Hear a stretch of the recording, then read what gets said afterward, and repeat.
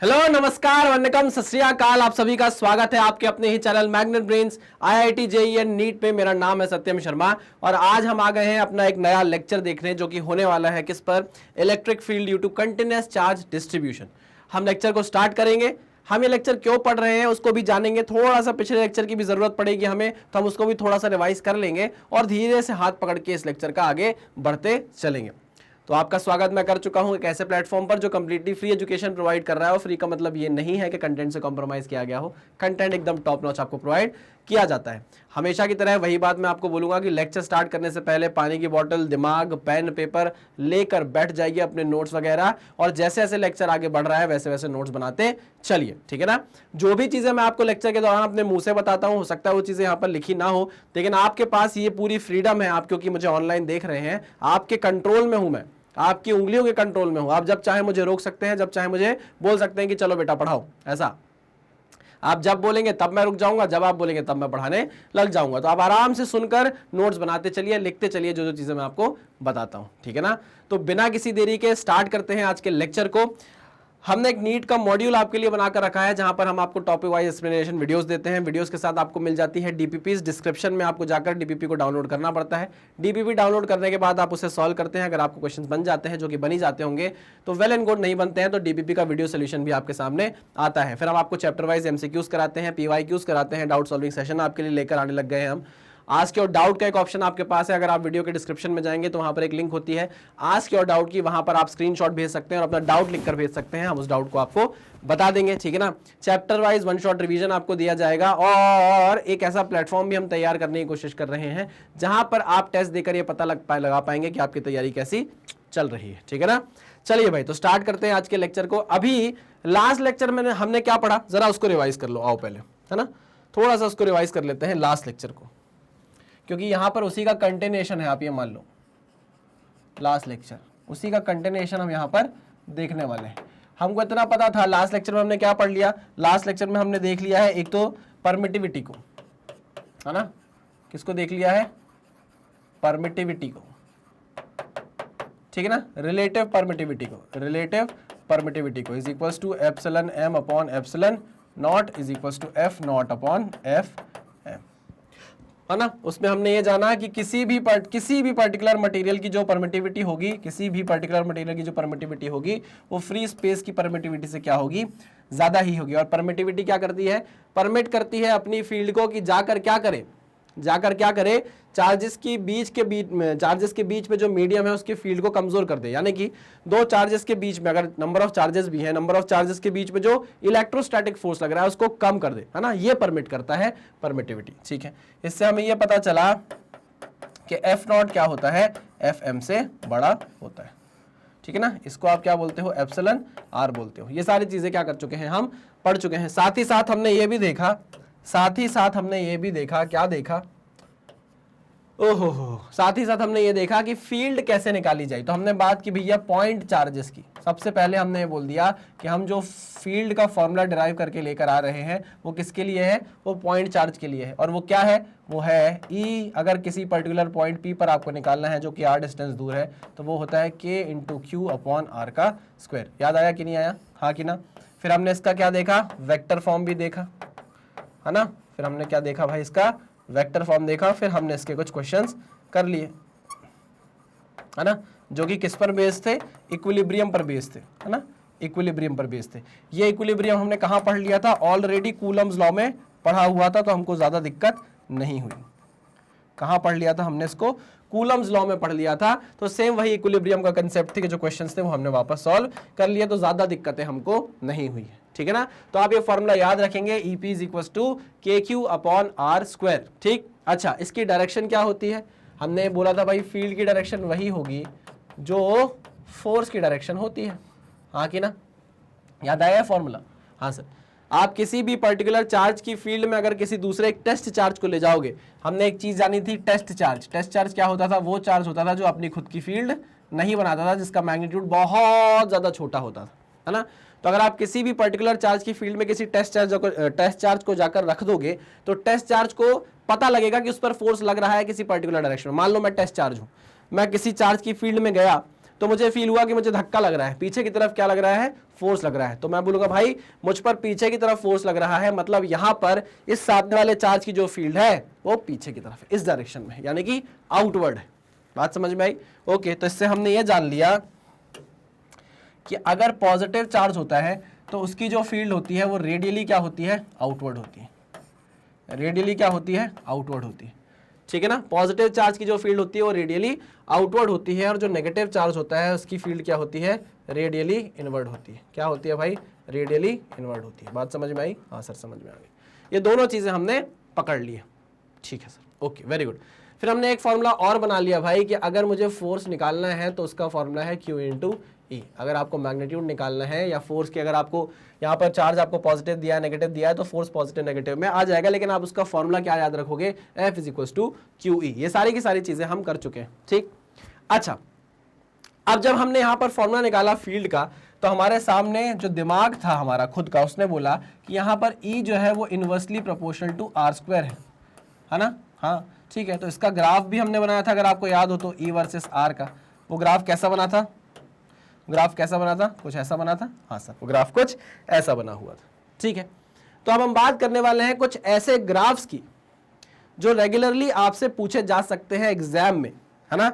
Graph के तौर पर वो क्वेश्चंस आ सकते हैं, तो उसमें आपको क्या है, ज्यादा मेहनत करने की जरूरत नहीं पड़ेगी। अगर आपने आज का लेक्चर अच्छे से देख लिया तो वो आने वाले क्वेश्चंस हैं जो आपसे बन जाएंगे। आने वाले क्वेश्चन जो है एग्जाम में वो आपसे बन जाएंगे, बेसिक क्वेश्चंस होते हैं, बस थोड़ी थोड़ी समझने की देरी है। ठीक है ना, इसलिए चलो हमने यहां तक समझ ली थी चीजें, अब हम ग्राफ को स्टार्ट करते हैं। आइए ये ग्राफ्स को हम क्या करने वाले हैं, स्टार्ट करने वाले हैं। सबसे पहली बात क्या, सबसे पहली बात यह है कि हम यहां पर कंसिडर करेंगे एक positive charge, positive Q charge. क्या आपको इस बात से कोई दिक्कत है? नहीं सर, हमको इस बात से कोई भी दिक्कत नहीं है। ठीक है, ये क्या है E, ये क्या है R।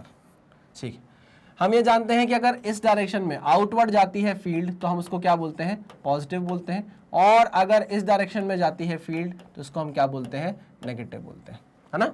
अभी मैंने आपको डायरेक्शन बताई ना, ये देखो डायरेक्शन देखो ना, ये देखो बाहर की तरफ जा रहा है, अगर इस डायरेक्शन में जा रहा है तो आप उसको पॉजिटिव बोल दोगे, और अगर इस डायरेक्शन में जा रहा है, जैसे ये जा रहा है इस डायरेक्शन में, है ना, जैसे ये जाएगा इस डायरेक्शन में, ये देखो ये इस डायरेक्शन में जा रहा है, तो उसको आप क्या बोल दोगे, नेगेटिव बोल दोगे। फील्ड की डायरेक्शन को आप क्या बोल दोगे, नेगेटिव बोल दोगे। क्या ये बात समझ में आई? हाँ सर समझ में आ गई है। चलो आगे बढ़ते हैं। अब देखो ये E वर्सेस X ग्राफ जब आप देखोगे तो आपको समझ में आएगा कि जो हमने कन्वेंशन माने हैं ये पॉजिटिव नेगेटिव वाले, वो कैसे यूज हो रहे हैं। ठीक, अच्छा सबसे पहले मुझे बताओ कि जो पॉजिटिव चार्ज है इसकी जो फील्ड बनेगी, इसकी जो फील्ड बनेगी, यार मैं फील्ड बना तो दूं लेकिन ये ना हो जाए कहीं कि आपको दिखे ही ना कुछ। हाँ, तो मैं ये बोल रहा हूँ कि ये जो पॉजिटिव चार्ज है इसकी फील्ड कैसी होगी, आप मुझे बताओ। इधर देखना अलग, इधर देखना अलग। अलग मतलब कैसी जाती है पॉजिटिव चार्ज की फील्ड, रेडियली आउटवर्ड जाती है। अरे हाँ कि ना, हाँ सर रेडियली आउटवर्ड जाती है, मतलब इस डायरेक्शन में, थोड़ा और पतला कर लेता हूँ उसको मैं, इस डायरेक्शन में दिस इज दी, ठीक, ओके सर, ठीक है। ये देखो कुछ ऐसी ऐसी ऐसी, है ना, ऐसी ऐसी, ठीक है ना, ऐसे रेडियली आउटवर्ड निकलेंगी क्या फील्ड की डायरेक्शन, है ना। ओके सर, बिल्कुल ऐसे ही निकलेगी। चलो अब मैं क्या समझा रहा हूँ वो देखना, मैं इसको हटा देता हूँ नहीं तो ग्राफ हमारा खराब हो जाएगा। तो मैं आपको ये बता रहा था कि अगर मैं इस डायरेक्शन में देखूँ, अगर मैं यहाँ पर देखूँ तो इस पॉजिटिव चार्ज के कारण जो फील्ड की डायरेक्शन होगी वो रेडियली आउटवर्ड होगी, मानते हो कि नहीं, इस डायरेक्शन में होगी। इस डायरेक्शन में फील्ड की डायरेक्शन को आप क्या बोलते हो, पॉजिटिव बोलते हो कि नहीं? हाँ सर पॉजिटिव बोलते हो। तो आपका ग्राफ यहाँ बनना चाहिए कि यहाँ बनना चाहिए? यहाँ बनना चाहिए। अरे फील्ड क्या है, पॉजिटिव है ना, फील्ड की डायरेक्शन को आपने क्या लिया है, पॉजिटिव लिया हुआ है। ठीक है, तो कैसी बनेगी भैया फील्ड, ये बनेगी कुछ ऐसी, है ना। अब आप कैसे बोल सकते हो ऐसे ही डायग्राम बनेगा, क्योंकि मैं आपको बता चुका हूँ कि ऐसे ही ग्राफ बनेगा, क्योंकि E is inversely proportional to R का स्क्वायर। ठीक है ना, इसका मतलब ये है कि अगर R इन्फिनिटी को अप्रोच करने लग जाएगा, अगर हम R को इन्फिनिटी तक लेकर जाने लग जाएंगे तो X की वैल्यू क्या हो जाएगी, सॉरी E की वैल्यू क्या होने लग जाएगी, टेंड्स टू जीरो हो जाएगी। E की वैल्यू टेंड्स टू जीरो हो जाएगी। समझे कि नहीं समझे? हाँ सर समझ गए। जैसे जैसे आप R की वैल्यू इन्फिनिटी करते आओगे, बढ़ाते जाओगे R की वैल्यू, तो आपकी E की वैल्यू क्या होती जाएगी, जीरो की तरफ जाती जाएगी। वही हो रहा है, देखो वही हो रहा है। क्लियर? और यहाँ पर देखो आपने पूरा ग्राफ कहाँ बनाया है, पॉजिटिव साइड में बनाया है। ठीक है ना। अच्छा अब इस साइड आ जाओ जरा, देखो ये पॉजिटिव चार्ज के कारण जो फील्ड की डायरेक्शन होगी वो इधर होगी, हाँ सर इधर होगी। इस डायरेक्शन को आप क्या बोलते हो, नेगेटिव बोलते हो, हाँ। तो मतलब फील्ड क्या हो गई, नेगेटिव हो गई। तब आपका ग्राफ यहां बनेगा कि यहां बनेगा, सर यहां बनेगा, पक्का, हाँ, क्योंकि फील्ड तो यहाँ पॉजिटिव है, यहाँ फील्ड नेगेटिव है। तो ग्राफ कैसा बनेगा भाई, ग्राफ बनेगा ऐसा। समझे कि नहीं, समझे कि नहीं, हाँ सर समझ गए, पक्का, एकदम पक्का सर, ठीक है। तो E is inversely proportional to R का स्क्वायर है, यह बात आपको पता है। यहाँ पर फील्ड की डायरेक्शन ये होती है, इसलिए आप इसको क्या लेते हो, नेगेटिव लेते हो फील्ड को। तो यहाँ पर जो ग्राफ बना है वो इस वाले क्वाड्रेंट में बना हुआ है, ठीक है, वेरी गुड, आ गई बात समझ में। अब हम बात करते हैं एक माइनस क्यू चार्ज की। किसकी बात करते हैं, माइनस क्यू चार्ज की, ठीक। सेम वही बात, कन्वेंशन याद रखेंगे, इस डायरेक्शन में फील्ड होगी, फील्ड की डायरेक्शन अगर ऐसी होगी तो पॉजिटिव, अगर फील्ड की डायरेक्शन ऐसी होगी तो नेगेटिव। चलो अब ये चार्ज है नेगेटिव, नेगेटिव चार्ज के द्वारा बनाई गई जो फील्ड होती है उसकी डायरेक्शन रेडियली इनवर्ड होती है, अंदर की तरफ आते हुए होती है, ठीक है ना, मतलब यहां से अंदर, यहां से अंदर।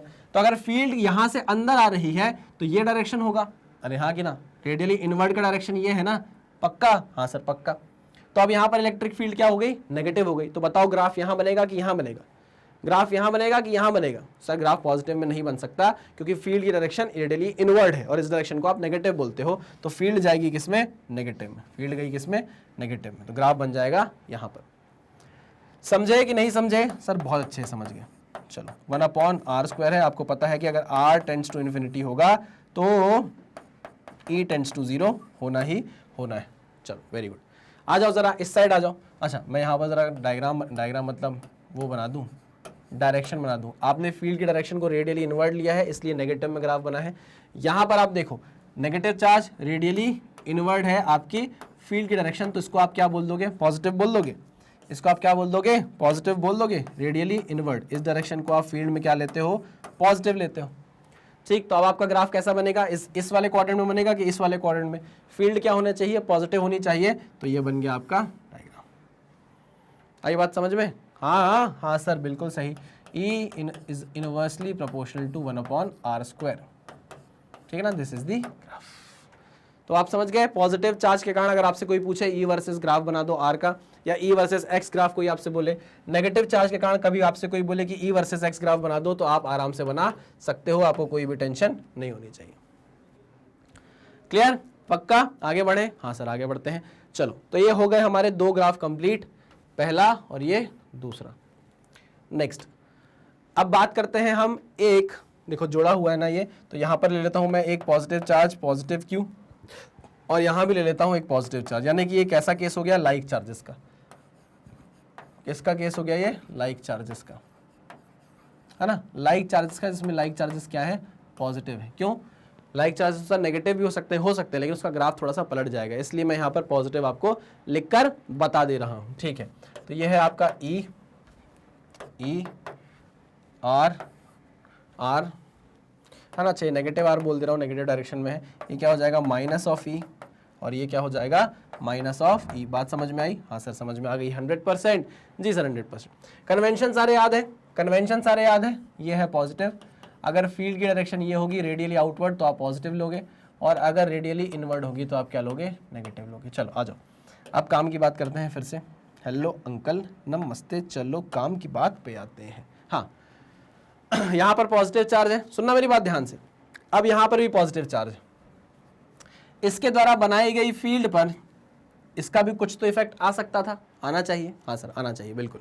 अब यहाँ पर दो चार्ज है ना, क्योंकि भैया अगर ये कोई फील्ड बना रहा है, पहले तो टेस्ट चार्ज हुआ करता था तो हम उसकी फील्ड नहीं लेते थे, लेकिन अब यहाँ पर भी एक चार्ज है, यहाँ पर भी एक चार्ज है, दोनों सेम चार्जेस हैं, मतलब सेम मैग्नीट्यूड के हैं, लाइक चार्जेस हैं। अच्छा अब मैंने बोला कि यार ये जो फील्ड बनाएगा उस पर इसका असर आएगा क्या, आपने बोला आना चाहिए, बिल्कुल आना चाहिए। बट क्योंकि यहाँ पर इनका मैग्नीट्यूड सेम है तो जितना इफेक्ट इसका इस पे आएगा तो उतना ही इफेक्ट इसका इस पे आएगा, तो उसको हमने कट्टस पिट्टस कर दिया, ठीक है ना, ओके। आएगा, ये नहीं बोलना कि नहीं आएगा, लेकिन अभी क्योंकि मैग्नीट्यूड बराबर है इसलिए उतना असर हमको पता नहीं चलेगा। चलो तो हम बात करते हैं पहले इस चार्ज की। ये पॉजिटिव चार्ज है, पॉजिटिव चार्ज के कारण जो फील्ड बनती है वो रेडियली आउटवर्ड बनती है, रेडियली आउटवर्ड मतलब बाहर की तरफ, इस डायरेक्शन में जाएगी। इस डायरेक्शन को आप क्या बोलते हो, इस डायरेक्शन को आप क्या बोलते हो, पॉजिटिव बोलते हो कि नहीं, हाँ सर पॉजिटिव बोलते हैं इस डायरेक्शन को। तो यहाँ पर E वर्सेस R का ग्राफ कैसा बनेगा, कुछ ऐसा बनेगा, हाँ सर बिल्कुल सही कहा आपने, पक्का, हाँ सर पक्का 100%। मैं बार बार ये चीज नहीं बता रहा हूँ कि E is inversely proportional to R का स्क्वायर है, क्योंकि ऐसा है इसलिए हम ये ग्राफ बना रहे हैं, ठीक है। चलिए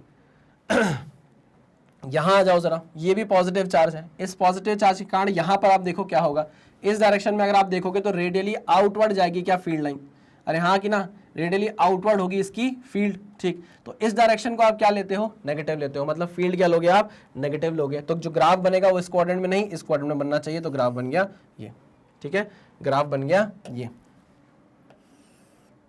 आई बात समझ में? हाँ सर समझ में आ गई, 100%, जी सर 100%। चलो तो ये बात हो गई भैया इधर की और उधर की। अब जरा बीच में क्या हो रहा होगा मुझे ये बताओ, थोड़ा सा कुछ सोचो, याद करो। मान लो एक चार्ज ऐसा रखा था, है ना, एक चार्ज ये रखा हुआ है ना, इनके बीच की डिस्टेंस कितनी है, L है, बीच की डिस्टेंस L है। अब मैंने आपसे पूछा कि बताओ लाइक चार्जेस है, इनके बीच में कहीं पर क्या फील्ड जीरो होने वाली है? आपको ऐसी कंडीशन मिलेगी क्या जहां फील्ड जीरो हो जाए? तो जब लाइक चार्जेस होते हैं तो आपको इक्विलिब्रियम की कंडीशन कहां मिलती है, इनके बीच में। याद करो ना, नेट फोर्स इन्हीं दो चार्जेस के बीच में कहीं होगा, नेट फील्ड इन्हीं दो चार्जेस के बीच में कहीं जीरो होगी। क्लियर है? क्योंकि ये क्या है, ये क्या है, लाइक चार्जेस है, ठीक है, ओके सर। अब क्योंकि दोनों सेम मैग्नीट्यूड के हैं, दोनों सेम मैग्नीट्यूड के हैं, इसलिए इनके सेंटर पे, मिड पॉइंट पे, यानी कि L/2 पर आपको नेट फील्ड क्या देखने को मिलेगी, जीरो देखने को मिलेगी। कहां पे, इनके सेंटर पे। आई बात? हाँ सर पक्की बात है, हाँ सर पक्की बात है। चलो तो मैं ये बोल रहा हूं कि इनके बीच की डिस्टेंस आपने मान लिया कितनी है, L है, मान लिया, क्या कर लिया, मान लिया, क्या कर लिया, मान लिया, ये L डिस्टेंस, ठीक। तो अभी आपने मुझसे बोला कि अगर L डिस्टेंस है तो L/2 पर कहीं क्या, L/2 पर कहीं क्या होगा, नेट फील्ड इंटेंसिटी कितनी हो जाएगी, जीरो हो जाएगी। अच्छा, नेट फील्ड इंटेंसिटी क्या होनी है, जीरो होनी है, ठीक है। यहां तक आपको बात समझ में आ गई। आगे बढ़ते हैं, आओ मुझे ये बताओ कि इस चार्ज के कारण, इस पॉजिटिव क्यू चार्ज के कारण यहां पर जो फील्ड की डायरेक्शन होगी क्या वो ये होगी? हाँ सर, ठीक है। इस डायरेक्शन को आप क्या बोलते हो, पॉजिटिव बोलते हो। तो ग्राफ कैसा बनेगा, पॉजिटिव में बनेगा। क्लियर है? ओके। यहां पर जाकर फील्ड को क्या होना है, जीरो होना है। तो मतलब ग्राफ ऐसा उठेगा और यहां पर जाकर क्या हो जाएगा, जीरो हो जाएगा। समझे कि नहीं समझे? हाँ सर समझ गए। ऐसे उठेगा और यहां पर जाकर जीरो हो जाएगा। हो गया, बहुत बढ़िया, हो गया। अब जरा आप इस पॉजिटिव चार्ज को देखो, इसके कारण यहां फील्ड कैसी बनेगी, away from the charge, radially outward away from the charge, इस डायरेक्शन में। इस डायरेक्शन में आप क्या लेते हो, पॉजिटिव लेते हो कि नेगेटिव लेते हो, नेगेटिव लेते हो, है ना। तो अब आपका ग्राफ कहां बनना चाहिए बताओ बस मुझे, इलेक्ट्रिक फील्ड वर्सेस आर का ग्राफ ऊपर बनना चाहिए कि नीचे बनना चाहिए? इलेक्ट्रिक फील्ड नेगेटिव होगी ना, क्योंकि इस डायरेक्शन में अवे फ्रॉम द चार्ज जा रही है फील्ड, है ना। तो यहां पर जो ग्राफ बनेगा वो कैसा बनेगा, ऐसा बनेगा। और इसको कहां तक जाना है, जीरो तक। कहां तक जाना है इसको, जीरो तक। क्यों जाना है जीरो तक भाई?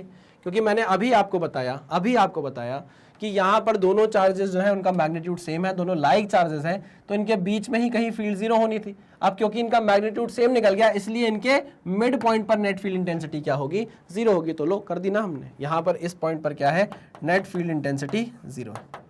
क्या है, नेट फील्ड इंटेंसिटी इस पॉइंट पर जीरो। ग्राफ समझ में आ गया? अगर ग्राफ ऐसा बना हुआ मिल जाएगा एग्जाम में तो डर तो नहीं जाओगे? नहीं सर बिल्कुल नहीं डरेंगे। पेन उठाने की जरूरत पड़ेगी? नहीं सर, समझ गया। पक्का समझ गए? जी सर पक्का समझ गए। आगे बढ़े, आगे बढ़ते हैं। अच्छा, अगर यहां पर मैं माइनस माइनस क्यों कर दूं तो तब भी तो लाइक चार्जेस रहेंगे। तो क्या लाइक चार्जेस के लिए सेम रहेगा ग्राफ? आओ चेक कर लेते हैं, चेक कर लेते हैं कि लाइक चार्जेस के लिए सेम रहेगा क्या ग्राफ। ठीक है, चेक करते हैं। यह है माइनस क्यू और यह है क्या, माइनस क्यू। दोनों क्या है भाई, माइनस क्यू है। ठीक है, आगे बढ़ते हैं। E minus R minus E minus E plus E R minus E. ठीक है ना। चलो अब कोई दूसरा कलर यूज करूंगा, हरा कलर यूज करता हूं। हाँ, तो मैं आपसे ये बोल रहा हूं कि ये माइनस चार्ज है, ये माइनस चार्ज है। इसके द्वारा बनाई गई फील्ड पर इस चार्ज का कुछ ना कुछ असर आएगा, इसके द्वारा बनाई गई फील्ड पर इस चार्ज का कुछ ना कुछ असर आएगा, क्योंकि ये टेस्ट चार्ज नहीं है। अच्छा, बट जितना असर ये इस पे डालेगा, जितना असर ये इस पे डालेगा, दोनों बराबर ही होंगे, क्योंकि मैग्नीट्यूड बराबर है। इसलिए उतना अंतर हमको पड़ता नहीं है, उतनी हमको फिक्र करने की जरूरत नहीं पड़ती है, क्योंकि दोनों ही चार्जेस क्या है, सेम मैग्नीट्यूड के हैं, सेम चार्जेस के हैं। ओके, आगे बढ़ते हैं। अगर मैं इस चार्ज को देखूं, इस चार्ज के कारण अगर मैं फील्ड देखूं कहां होगी, तो इनवर्ड होगी। मानते हो कि नहीं? हाँ sir, radially inward negative charge है। इस डायरेक्शन को आप क्या लेते हो, पॉजिटिव लेते हो। अरे फील्ड की इस डायरेक्शन को आप क्या लेते हो, पॉजिटिव लेते हो, तो आपका ई वर्सेस आर ग्राफ जो होगा वो पॉजिटिव में बनेगा कि नेगेटिव में बनेगा, पॉजिटिव में बनेगा। तो ग्राफ कैसा बनेगा, ऐसा बनेगा। ग्राफ कैसा बनेगा, ऐसा बनेगा। समझे कि नहीं समझे? हाँ सर समझ गए, चलो वेरी गुड। इधर आओ, इस माइनस क्यू चार्ज के कारण क्या होगा, जो फील्ड की डायरेक्शन होगी फील्ड इंटेंसिटी की वो ये है, सॉरी फील्ड की जो डायरेक्शन होगी वो यही होगी क्या, हाँ सर इस डायरेक्शन में होगी। इस डायरेक्शन को आप क्या बोलते हो, पॉजिटिव बोलते हो। इस डायरेक्शन को आप क्या बोलते हो भाई, पॉजिटिव बोलते हो, नहीं नेगेटिव बोलते हैं। कंफ्यूज तो नहीं हुए? इसको आप पॉजिटिव बोलते हो, इसको आप क्या बोलते हो, नेगेटिव बोलते हो। नहीं याद है क्या? ये लो ये लो ये लो, ये पॉजिटिव है ये नेगेटिव है। इस डायरेक्शन को आप क्या बोलते हो, नेगेटिव बोलते हो। तो आपका ई वर्सेस आर ग्राफ कहाँ जाना चाहिए, नेगेटिव में जाना चाहिए, ठीक है ना। इस पोर्शन की बात कर रहा हूँ मैं, तो नेगेटिव में जाएगा, मतलब ग्राफ कुछ ऐसा बनेगा, मतलब ग्राफ कुछ ऐसा, अरे यार मतलब ग्राफ कुछ ऐसा, अरे यार ग्राफ कुछ ऐसा बनेगा। बात समझ में आई? हाँ सर समझ में आ गई, क्लियर, बहुत बढ़िया। तो ये तो हो गई भाई बाहर बाहर की बात, है ना, चार्जेस के बाहर बाहर की बात कि अगर भाई एक माइनस चार्ज ये है और एक माइनस चार्ज ये है ना। तो जो फील्ड की बात हम कर रहे हैं, हमने बात कर ली है इस रीजन में, है ना, और हमने बात कर ली है इस रीजन में। अब हमको बात करना है इस रीजन की कि यहाँ पर फील्ड क्या हो रही होगी, क्योंकि हम जानते हैं कि दोनों लाइक चार्जेस हैं, तो यहाँ बीच में ही कहीं क्या होने वाला है, मुझे बताओ क्या होने वाला है। अगर आप बात करो ये लाइक चार्जेस हैं, इनके बीच में ही कहीं यहाँ पर नेट फील्ड इंटेंसिटी क्या होने वाली है, 0 होने वाली है। आ गया, क्योंकि ये लाइक चार्जेस हैं और सेम मैग्नीट्यूड के हैं, तो इनके बीच में ही कहीं मिड पॉइंट पर इनके नेट फील्ड इंटेंसिटी क्या होगी, 0 होगी। नेट फील्ड इंटेंसिटी क्या होगी, 0 होगी। तो सेम वही बात आ गई, क्लियर, ओके, ये आपको पता है। मतलब मैं बीच में कहीं क्या करा दूंगा, नेट फील्ड इंटेंसिटी 0 करा दूंगा। चलो वो तो बात की बात है, आओ अब काम की बात करते हैं। इस नेगेटिव चार्ज के कारण फील्ड की डायरेक्शन कहाँ होगी, यहाँ पे अंदर की तरफ होगी। अंदर की तरफ होगी कि नहीं होगी, हाँ सर अंदर की तरफ होगी, रेडियली इनवर्ड। तो इस डायरेक्शन की फील्ड को आप क्या बोलते हो, नेगेटिव बोलते हो कि नहीं बोलते हो। तो ग्राफ आपका ई वर्सेस एक्स कैसा बनेगा, नेगेटिव में बनेगा, पॉजिटिव में नहीं बनेगा, क्योंकि इस डायरेक्शन को आप क्या मानते हो, नेगेटिव मानते हो। तो ग्राफ कैसा बनेगा, ग्राफ ऐसा बनेगा, समझे कि नहीं, ग्राफ ऐसा बनेगा और यहाँ जाकर 0 हो जाएगा, है ना। हमको पता है ना, क्योंकि बीच में कहीं जाकर क्या होना, बीच एग्जैक्टली बीच में क्या हो जाएगा, नेट फील्ड इंटेंसिटी 0 हो जाएगी, ठीक है। अब बात करते हैं इस चार्ज की। इस चार्ज के कारण जो इलेक्ट्रिक फील्ड होगी उसकी डायरेक्शन टुवर्ड्स द चार्ज होगी। कहाँ होगी, टुवर्ड्स द चार्ज होगी। बात समझ में आई कि नहीं, टुवर्ड्स द चार्ज होगी। इस डायरेक्शन को आप क्या मानते हो, पॉजिटिव मानते हो। अरे इस डायरेक्शन को आप नेगेटिव मानते हो, इस डायरेक्शन को आप पॉजिटिव मानते हो, तब आपका ग्राफ कहाँ बनेगा, पॉजिटिव में बनेगा, ऊपर की तरफ बनेगा। तो यहाँ से आप ग्राफ कंटिन्यू करोगे, ऐसे खत्म कर दोगे, क्लियर, पक्का जी सर, पक्का, एकदम पक्का।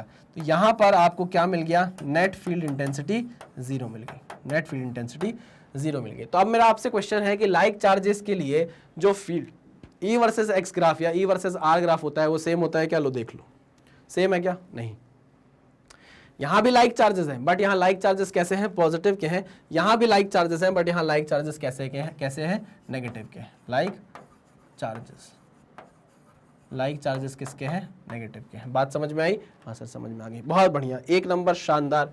चलिए, ग्राफ्स आपको ऐसे याद रखना है तो आप याद रख लो, समझना है तो मैंने समझने का तरीका आपको बता दिया है। कुछ भी नहीं करना है, बस ये देखना है और ये देखना है, इसको पॉजिटिव मानना है, इसको नेगेटिव मानना है, बस बात खत्म, और कुछ भी नहीं करना है, ठीक है। आगे बढ़े, नेक्स्ट एक और ग्राफ हमारे पास है, देखिए एक क्यू चार्ज है, ये 5Q चार्ज है। यहाँ भी आप देखोगे पॉजिटिव पॉजिटिव, यानी कि लाइक चार्जेस का केस है। अब यहाँ पर आप बनाओ यार, बस पॉज करो वीडियो को और आप ग्राफ बनाओ, बताओ कैसा ग्राफ आपका आया, सेम ग्राफ मेरे जैसा आया कि नहीं आया, ठीक है ना। मैं जब तक समझाता हूँ आप पॉज कर लीजिए वीडियोस को, मुझे बताइएगा कितने बच्चों ने यहाँ पर वीडियो को पॉज करके ग्राफ बनाया है, सीरियसली वीडियो को पॉज किया है और ग्राफ बनाया है, कितने बच्चों ने, ठीक है। कमेंट नहीं कर रहे हो तुम लोग, कमेंट करो, बताओ मुझे, मुझसे बात करो। देखो युग है ना, युग हो गया, श्रेया हो गई, खुशी हो गई, डिम्पल हो गई, सौम्या हो गई, दीक्षा हो गई, हमारे शिवम आनंद भाई साहब हो गए, शिवम अग्रवाल हो गए, शिवम कुमार हो गए, और किससे बात हुई थी, अंशुल से बात हुई थी। अंशुल आओ यार, करो यार, फटाफट कमेंट करो, बात करो, मुझसे बताओ, पॉज करो और बनाओ, डायग्राम बनाओ, ग्राफ बनाओ, और उसके बाद मुझे बताना कि मेरा ग्राफ एकदम सही आया था सर, मैंने रोक कर बनाया था वीडियो। चलो यहाँ पर ये पॉजिटिव चार्ज है, ये प्लस 5Q चार्ज है। अब यहाँ पर आप देखिए कि यहाँ पर ना मैग्नीट्यूड बदल गया है चार्ज का, ये Q है, ये 5Q है। मतलब अब यहाँ पर जो फील्ड आएगी उस पर इस चार्ज का इफेक्ट होगा ही होगा, आई मेरी बात समझ में? यहाँ पर जो फील्ड आएगी उस पर थोड़ा सा इफेक्ट इस चार्ज का होगा, ज्यादा इफेक्ट इसका इसलिए होगा क्योंकि ये बल्लम चार्ज है ना, ये थोड़ा बलशाली चार्ज है, इसका मैग्नीट्यूड क्या है, ज्यादा है, ठीक है। लेकिन हमको तो पता है सिर्फ और सिर्फ कन्वेंशन, तो हम उसी पर चलेंगे। ये हो गया E, ये हो गया R, ये हो गया E, ये हो गया -R, ये हो गया -E और ये हो गया -E। चलिए बहुत बढ़िया। यहाँ पर आपको पता है ये पॉजिटिव चार्ज है, तो इसके कारण जो फील्ड आने वाली है वो रेडियली इनवर्ड आने वाली है। कैसी आने वाली है? इस डायरेक्शन में आने वाली है। इस डायरेक्शन में आप क्या लेते हो भैया? फील्ड को नेगेटिव लेते हो। क्या लेते हो? नेगेटिव लेते हो। क्या लेते हो? नेगेटिव लेते हो। पॉजिटिव बनेगा कि नेगेटिव बनेगा? पॉजिटिव बनेगा ग्राफ की नेगेटिव बनेगा? सर नेगेटिव में बनेगा। पक्का? हाँ सर। तो ये लो भैया फील्ड आपकी क्या हो गई? नेगेटिव से स्टार्ट होगी। ठीक है, ओके, वेरी गुड। आगे बढ़ते हैं, इधर आ जाओ जरा। ये भी पॉजिटिव चार्ज है, इसके कारण जो फील्ड बनेगी वो अवे फ्रॉम द चार्ज बनेगी। ओ मैंने वहां पे शायद उल्टा बना दिया। अवे फ्रॉम द चार्ज क्यों बनेगी भाई? इनवर्ड क्यों बनेगी भाई? आउटवर्ड बनेगी ना, पॉजिटिव चार्ज है तो। ये पॉजिटिव चार्ज है, पॉजिटिव चार्ज के कारण जो फील्ड जाएगी वो आउटवर्ड जाएगी ना भाई। अरे हाँ कि ना, पॉजिटिव चार्ज की जो फील्ड होती है वो अवे फ्रॉम द चार्ज जाती है, बाहर की तरफ जाएगी, इस डायरेक्शन में जाएगी फील्ड, तो इसको आप क्या लेते हो? पॉजिटिव लेते हो भैया। हाँ, तो अब आपका जो ग्राफ बनेगा वो कहाँ बनेगा? इस क्वाड्रेंट में कि इस क्वाड्रेंट में? इस क्वाड्रेंट में बनेगा। ठीक है, तो हमने इस ज़्यादा चिपक गया, इस क्वाड्रेंट में हमने ग्राफ बना दिया, E वर्सेस R का ये ग्राफ बना दिया। ठीक है, पक्का? जी सर पक्का। आ जाओ इधर आ जाओ। ये भी पॉजिटिव चार्ज है, पॉजिटिव चार्ज के कारण जो फील्ड होती है वो अवे फ्रॉम द चार्ज जाती है। अवे फ्रॉम द चार्ज जा रही है मतलब इस डायरेक्शन में जा रही है, इस डायरेक्शन को आप क्या ले लेते हो? नेगेटिव ले लेते हो। आई बात समझ में? हाँ, तो अगर आपने नेगेटिव ले लिया तो फील्ड क्या हो गई? नेगेटिव हो गई। तो ग्राफ आपका कहाँ बनेगा? नीचे की तरफ, यहाँ से ऐसे जाएगा। ठीक है ना, टच नहीं कराना है, ऐसे जाएगा, है ना। टेंड्स टू 0 है। क्या है? टेंड्स टू 0 है, टेंड्स टू 0 है। ठीक, ओके। तो ये आपने दोनों साइड का तो बना लिया, है ना। यहाँ पर मैं साफ साफ बोल दे रहा हूँ भैया कि इधर की जो फील्ड है उस पर इसका इफेक्ट पड़ेगा, क्योंकि ये बल्लम चार्ज आ गया है, बड़ा चार्ज आ गया है, मैग्नीट्यूड इसका ज्यादा है। अब जरा बीच की बात करें तो क्या होगा? पहले तो आप मुझे बताओ कि अगर मैं ऐसा कुछ कर देता, कैसा? यहाँ पर आपको एक Q चार्ज दे देता और यहाँ पर एक 5Q चार्ज दे देता, यहाँ पर एक 5Q चार्ज दे देता, ये बड़ा चार्ज है, दोनों लाइक चार्जेस है, हाँ कि ना। मुझे बताओ कि यहाँ पर कहाँ ऐसा पॉइंट होगा जहाँ पर नेट फील्ड इंटेंसिटी 0 होगी? कहाँ ऐसा पॉइंट होगा जहाँ पर नेट फील्ड इंटेंसिटी 0 होगी? बताओ मुझे। अच्छा चलो ये बता दो, इसके पास होगा कि उसके पास होगा?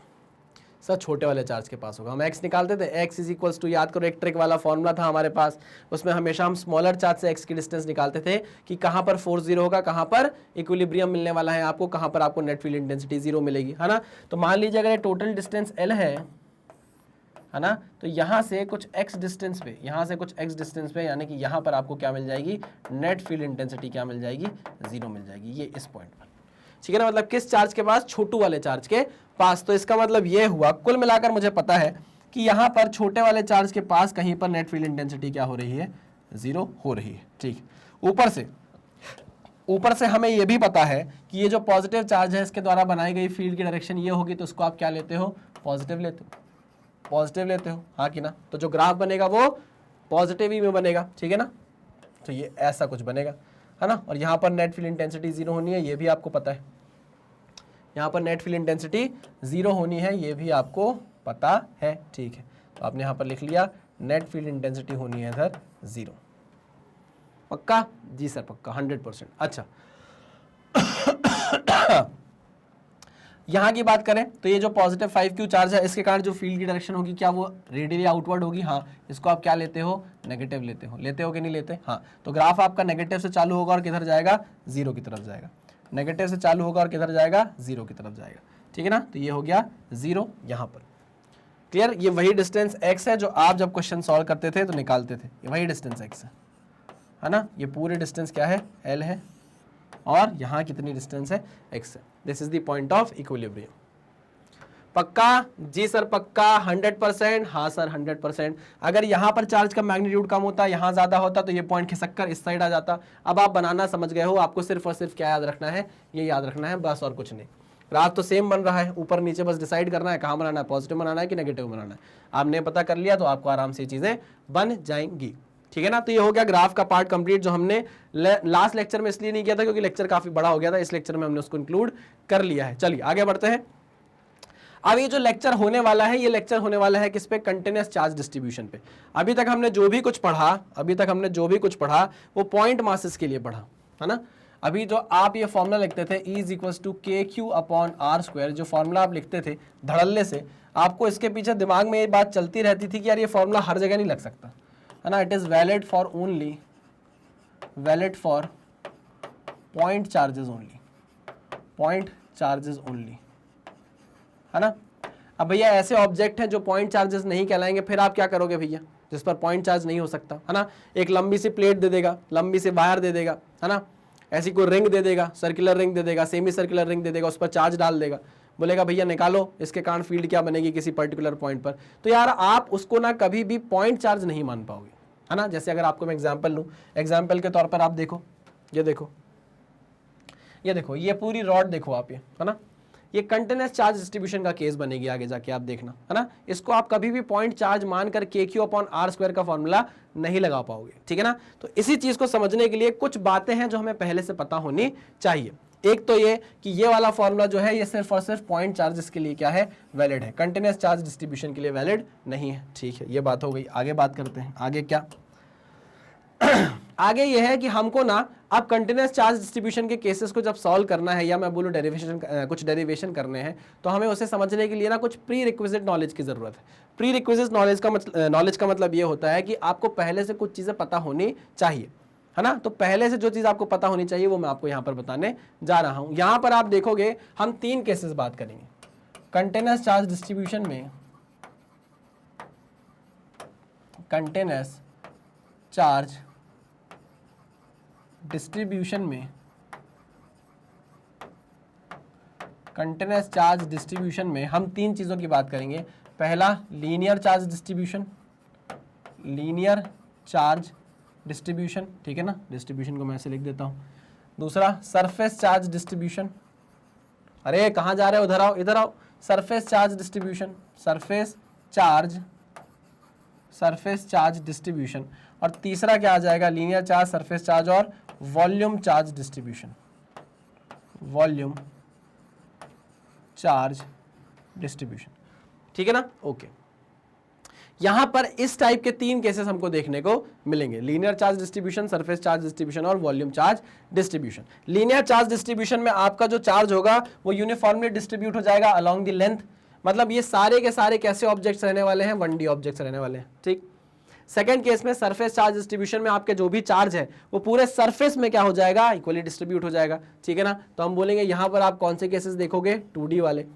और तीसरे केस में वॉल्यूम चार्ज डिस्ट्रीब्यूशन में क्या होगा, आपके चार्ज को पूरे वॉल्यूम में डिस्ट्रीब्यूट कर दिया जाएगा, तो आप यहां पर देखने लगोगे 3D ऑब्जेक्ट्स को। आई बात समझ में? हाँ सर समझ में आ गई, पक्का? जी सर पक्का, 100%? हाँ सर 100%। आपकी बात हमको समझ नहीं आएगी क्या? चलो तो मैं बात करता हूं सबसे पहले लीनियर चार्ज डिस्ट्रीब्यूशन की। लीनियर चार्ज डिस्ट्रीब्यूशन की बात आपसे करेंगे पहले, आओ सटासट खटाखट फटाफट समझो। लीनियर चार्ज डिस्ट्रीब्यूशन समझो भाई, समझो, इधर आओ, इधर आओ। यहाँ पर मैंने ले लिया वही चीज़ जो अभी आपको सॉल्व करना है। ये एक हमारे पास कुछ ऐसा है, ठीक है ना, कुछ ऐसा 1D में एक रॉड वॉट टाइप की है, ठीक है, ये 1D का केस, ठीक है ना।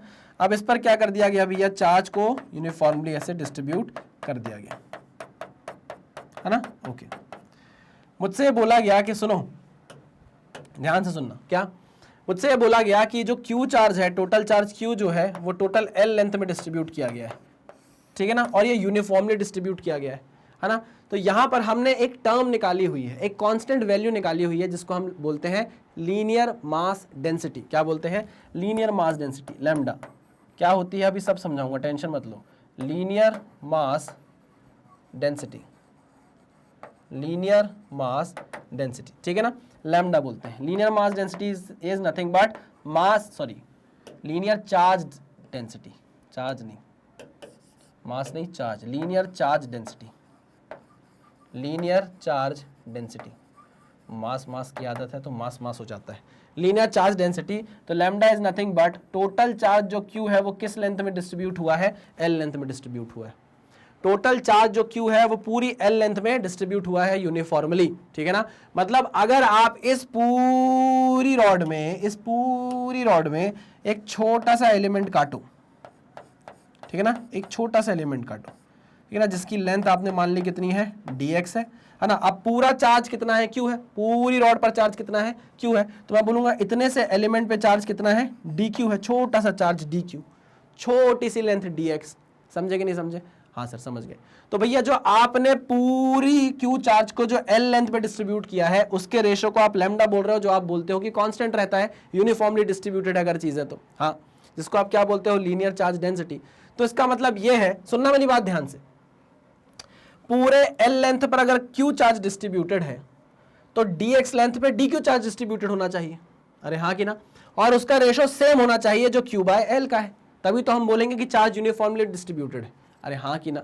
अगर ऐसा हो जाता है कि dq बाय dx, अगर ऐसा हो जाता है कि dq बाय dx का रेशो भी क्या आ जाता है, लैम्डा आ जाता है, तो हम बोलेंगे यहाँ पर यूनिफॉर्मली चार्ज डिस्ट्रीब्यूशन हुआ है। चार्ज डिस्ट्रीब्यूशन कैसा है, यूनिफॉर्म है। आई बात समझ में? हाँ सर समझ में आ गई। अरे कुल मिलाकर जो गर्डर होती है ना, आपने देखा होगा घर पे जो गर्डर लगी रहती है ना, अब आप देखिए अगर गर्डर का पूरी लेंथ का मास, मान लीजिए 5 मीटर की लेंथ का मास है 50 किलो, समझ रहे हैं मेरी बात, अगर पूरी 5 मीटर की लेंथ है गर्डर की और उसका मास है 50 किलो, तो अगर आप उसमें से 1 मीटर काट लो गर्डर को और उसका वजन लेकर देखोगे, उसका मास चेक करोगे, तो वो आपको कितना मिलेगा, आपको 5 किलो मिलेगा। आई मेरी बात समझ में? ये बात समझ में? क्या बोला मैंने बोला 5 मीटर की लेंथ का वजन आपको दिया हुआ है 50 किलो, ऐसे ही बोला था ना मैंने। 5 मीटर की गर्डर है, उसका टोटल वजन कितना है, 50 किलो, ठीक। मैंने बोला कि इसमें मास जो है वो यूनिफॉर्मली डिस्ट्रीब्यूटेड है, तो आपने बोला कि 1 मीटर में जरा चेक करते हैं, तो 1 मीटर में कितना निकलेगा, 50/5, 10 केजी निकलेगा, 5 केजी नहीं 10 केजी निकलेगा। 1 मीटर का जब आपने मास चेक किया गर्डर का, तो वो कितना निकला, 10 केजी निकला। मतलब हर 1 मीटर को जब आप काट कर उसका वजन लोगे तो कितना मास निकलने वाला है भैया, उसका 10 केजी ही मास निकलने वाला है हर 1 मीटर का। तो वही मैं आपको बोल रहा हूं कि अगर आप छोटा छोटा एलिमेंट भी काट कर देखो, तो हर एलिमेंट के लिए जो dq बाय dx या q बाय l का रेशो है वो क्या रहने वाला है, लीनियर चार्ज डेंसिटी के बराबर ही रहने वाला है। पक्की बात है? हाँ सर पक्की बात है। 100%? हाँ सर 100%। चलो बहुत बढ़िया। तो इसका मतलब ये हो गया कि आप q को क्या लिख सकते हो, आप q को लिख सकते हो लैम्डा इंटू एल, वैसे ही आप dq को क्या लिख सकते हैं, लिखते हो लैम्डा इंटू dx। अरे हाँ कि ना। मान लो l लेंथ पर चार्ज q है, L लेंथ पर चार्ज Q है, तो dx लेंथ पर आप क्या मल्टीप्लाई करोगे, linear charge density lambda multiply करोगे, आपको क्या मिल जाएगा, dq मिल जाएगा। अब में से कोई बोले कि बताओ 1 मीटर पर, अगर L मीटर की लेंथ है उस पर चार्ज Q है, 1 मीटर पर बताओ कितना चार्ज होगा, तो 1 लैम्डा होगा। 2 मीटर की लेंथ पे कितना चार्ज होगा, 2 लैम्डा होगा। 3 मीटर की लेंथ पे कितना चार्ज होगा, 3 लैम्डा होगा।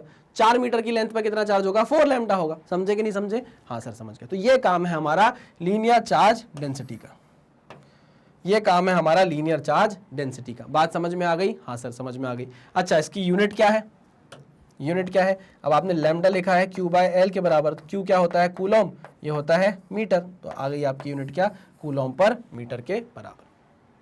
आगे बढ़े? जी सर आगे बढ़ते हैं। तो यहाँ पर जो लीनियर चार्ज डिस्ट्रीब्यूशन था वो 1D ऑब्जेक्ट्स के लिए है ना। आपको बोला जाएगा कि भैया इसके कारण बताओ किसी पर्टिकुलर पॉइंट पर कितनी फील्ड है, कराऊंगा, सब कराऊंगा, अभी सब कराने वाला हूं, लेकिन पहले आपको कुछ नॉलेज होना चाहिए, वो नॉलेज आपको मैं दे देता हूं, ठीक है। नेक्स्ट आगे बढ़ते हैं। अब है सरफेस चार्ज डिस्ट्रीब्यूशन। क्या है अब, surface charge distribution, surface charge distribution, surface charge distribution, surface charge distribution, ठीक है, ओके। सरफेस चार्ज डिस्ट्रीब्यूशन का मतलब ये होता है कि अब जो चार्ज आप डिस्ट्रीब्यूट करोगे वो किसी सरफेस एरिया पे करोगे। क्या करोगे, अब जो आप चार्ज डिस्ट्रीब्यूट करोगे, जैसे मान लीजिए ये कीबोर्ड है, तो अब आपने चार्ज कहाँ डिस्ट्रीब्यूट कर दिया, इस सरफेस पर डिस्ट्रीब्यूट कर दिया, तो इसको आप क्या बोलोगे, सरफेस चार्ज डिस्ट्रीब्यूशन, ठीक है। पक्की बात? जी सर पक्की बात। ये है आपका एक सरफेस मान लिया हमने, इस पर आपने क्या कर दिया, चार्ज डिस्ट्रीब्यूट कर लिया। लो ये चार्ज आपने डिस्ट्रीब्यूट कर दिया यूनिफॉर्मली,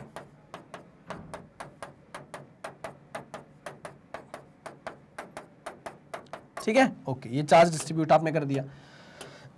इसको आप क्या बोलते हो, एलिमेंट बोलते हो। छोटा सा एलिमेंट ले लिया आपने, क्या ले लिया, छोटा सा एलिमेंट ले लिया। समझ रहे हो कि नहीं समझ रहे हो? हाँ, हमारा काम क्या है, हमारा काम यह है कि आप ना इसे कभी भी पॉइंट, आप कभी भी इसे पॉइंट मास नहीं मान पाओगे, आगे जाके समझाऊंगा आपको, है ना। अभी तो सिर्फ आपको बता रहा हूं कि हमको छोटा छोटा छोटा छोटा कुछ मानना पड़ेगा, लीनियर चार्ज डिस्ट्रीब्यूशन क्या होता है, सरफेस चार्ज डिस्ट्रीब्यूशन क्या होता है, ये सारी चीजें आपको बता दूं मैं एक बार, फिर हम थोड़ा और डिटेल में चलेंगे, ठीक है ना। चलो, तो मैं ये बोल रहा हूं कि अब यहां पर पूरा जो चार्ज है Q वो किस पर डिस्ट्रीब्यूटेड है, एरिया A पर। चार्ज Q किस पर डिस्ट्रीब्यूटेड है, एरिया A पर। बात समझ में आई? हाँ सर समझ में आ गई। इसके लिए बनाया गया है एक और कांस्टेंट जिसको आप बोलते हो, जैसे वो लीनियर चार्ज डेंसिटी था, ये सरफेस चार्ज डेंसिटी। क्या है? Surface charge density.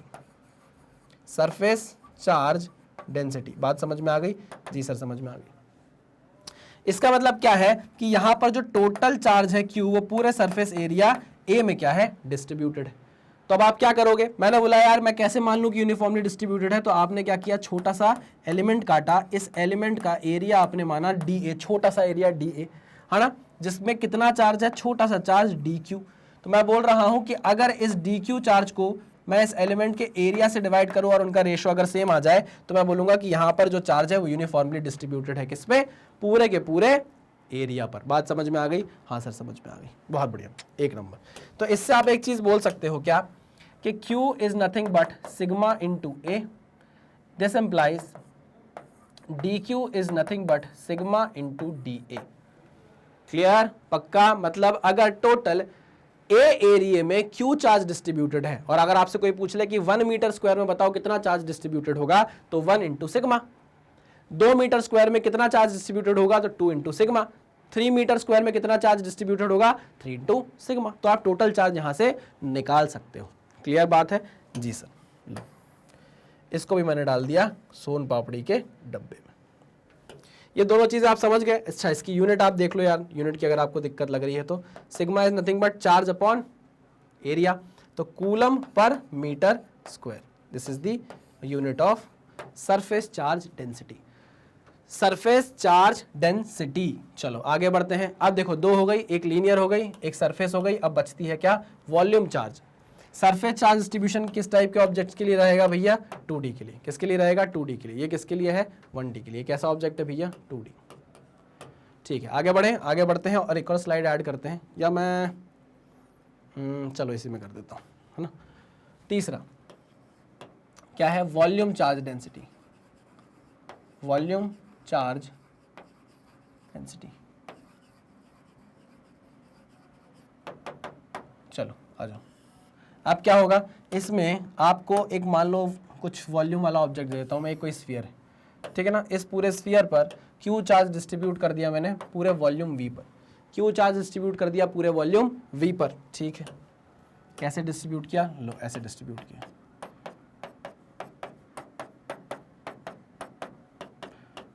मसूल जिगर कातिल है नजर, ओ महजबी ओ नूर नबी, है ना। उसी का म्यूजिक नहीं बन रहा है, उसी का म्यूजिक बन गया था जो मैं कर रहा था। रब की रुबाई क्या है तबाही, गर्दन सुराही बोली इलाही अफगान जलेबी। सर यार आप बिना पढ़ाते पढ़ाते कहाँ निकल जाते हो। हाँ, तो मैं बोल रहा हूँ कि यहाँ पर जो Q चार्ज है वो पूरे वॉल्यूम V में क्या है, डिस्ट्रीब्यूटेड है। जैसे हमने 1D की बात की, वैसे ही हमने 2D की बात की, और अब वैसे ही हम किसकी बात करने वाले हैं, 3D ऑब्जेक्ट्स की बात करने वाले हैं। क्या आपको इस बात से कोई दिक्कत है? नहीं सर कोई दिक्कत नहीं है। ये क्या होता है, ये होता है हमारा रो, लीनियर चार्ज डेंसिटी। रो क्या होता है, आपने जो चार्ज Q लिया वो यूनिफॉर्मली कहाँ डिस्ट्रीब्यूट किया, पूरे के पूरे वॉल्यूम में। मैं कैसे मानूं कि ये पूरे का पूरा यूनिफॉर्मली डिस्ट्रीब्यूटेड है, तो मैंने यहाँ से क्या लिया, एक छोटा सा वॉल्यूम कंसिडर कर लिया, छोटा सा वॉल्यूम काट लिया। मेरा एलिमेंटल वॉल्यूम है जो कितना है, dV है ना, और इस पे चार्ज कितना है, dQ है। मैंने बोला कि अगर Q बाय V का रेशो रो आ रहा है, तो ये बात पक्की है कि अगर ये कांस्टेंट है तो 100% ये होना चाहिए कि dQ बाय dV का रेशो भी क्या है, सेम है। अगर ऐसा होता है तो हम बोल देंगे कि यहाँ चार्ज क्या है, यूनिफॉर्मली डिस्ट्रीब्यूटेड है ना। इससे फायदा ये है कि हम Q को क्या लिख सकते हैं, रो इंटू V, है ना, और dQ को क्या लिख सकते हैं, रो इंटू dV।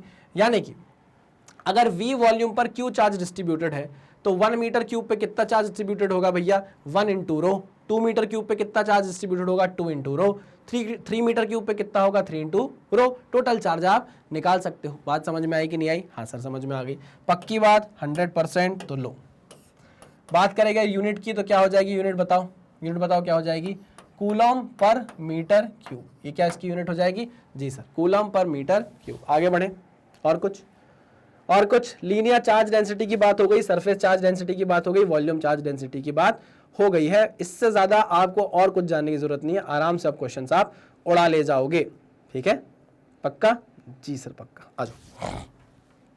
अब यहां पर क्वेश्चन देखो, आप ऐसे क्वेश्चन आते हैं।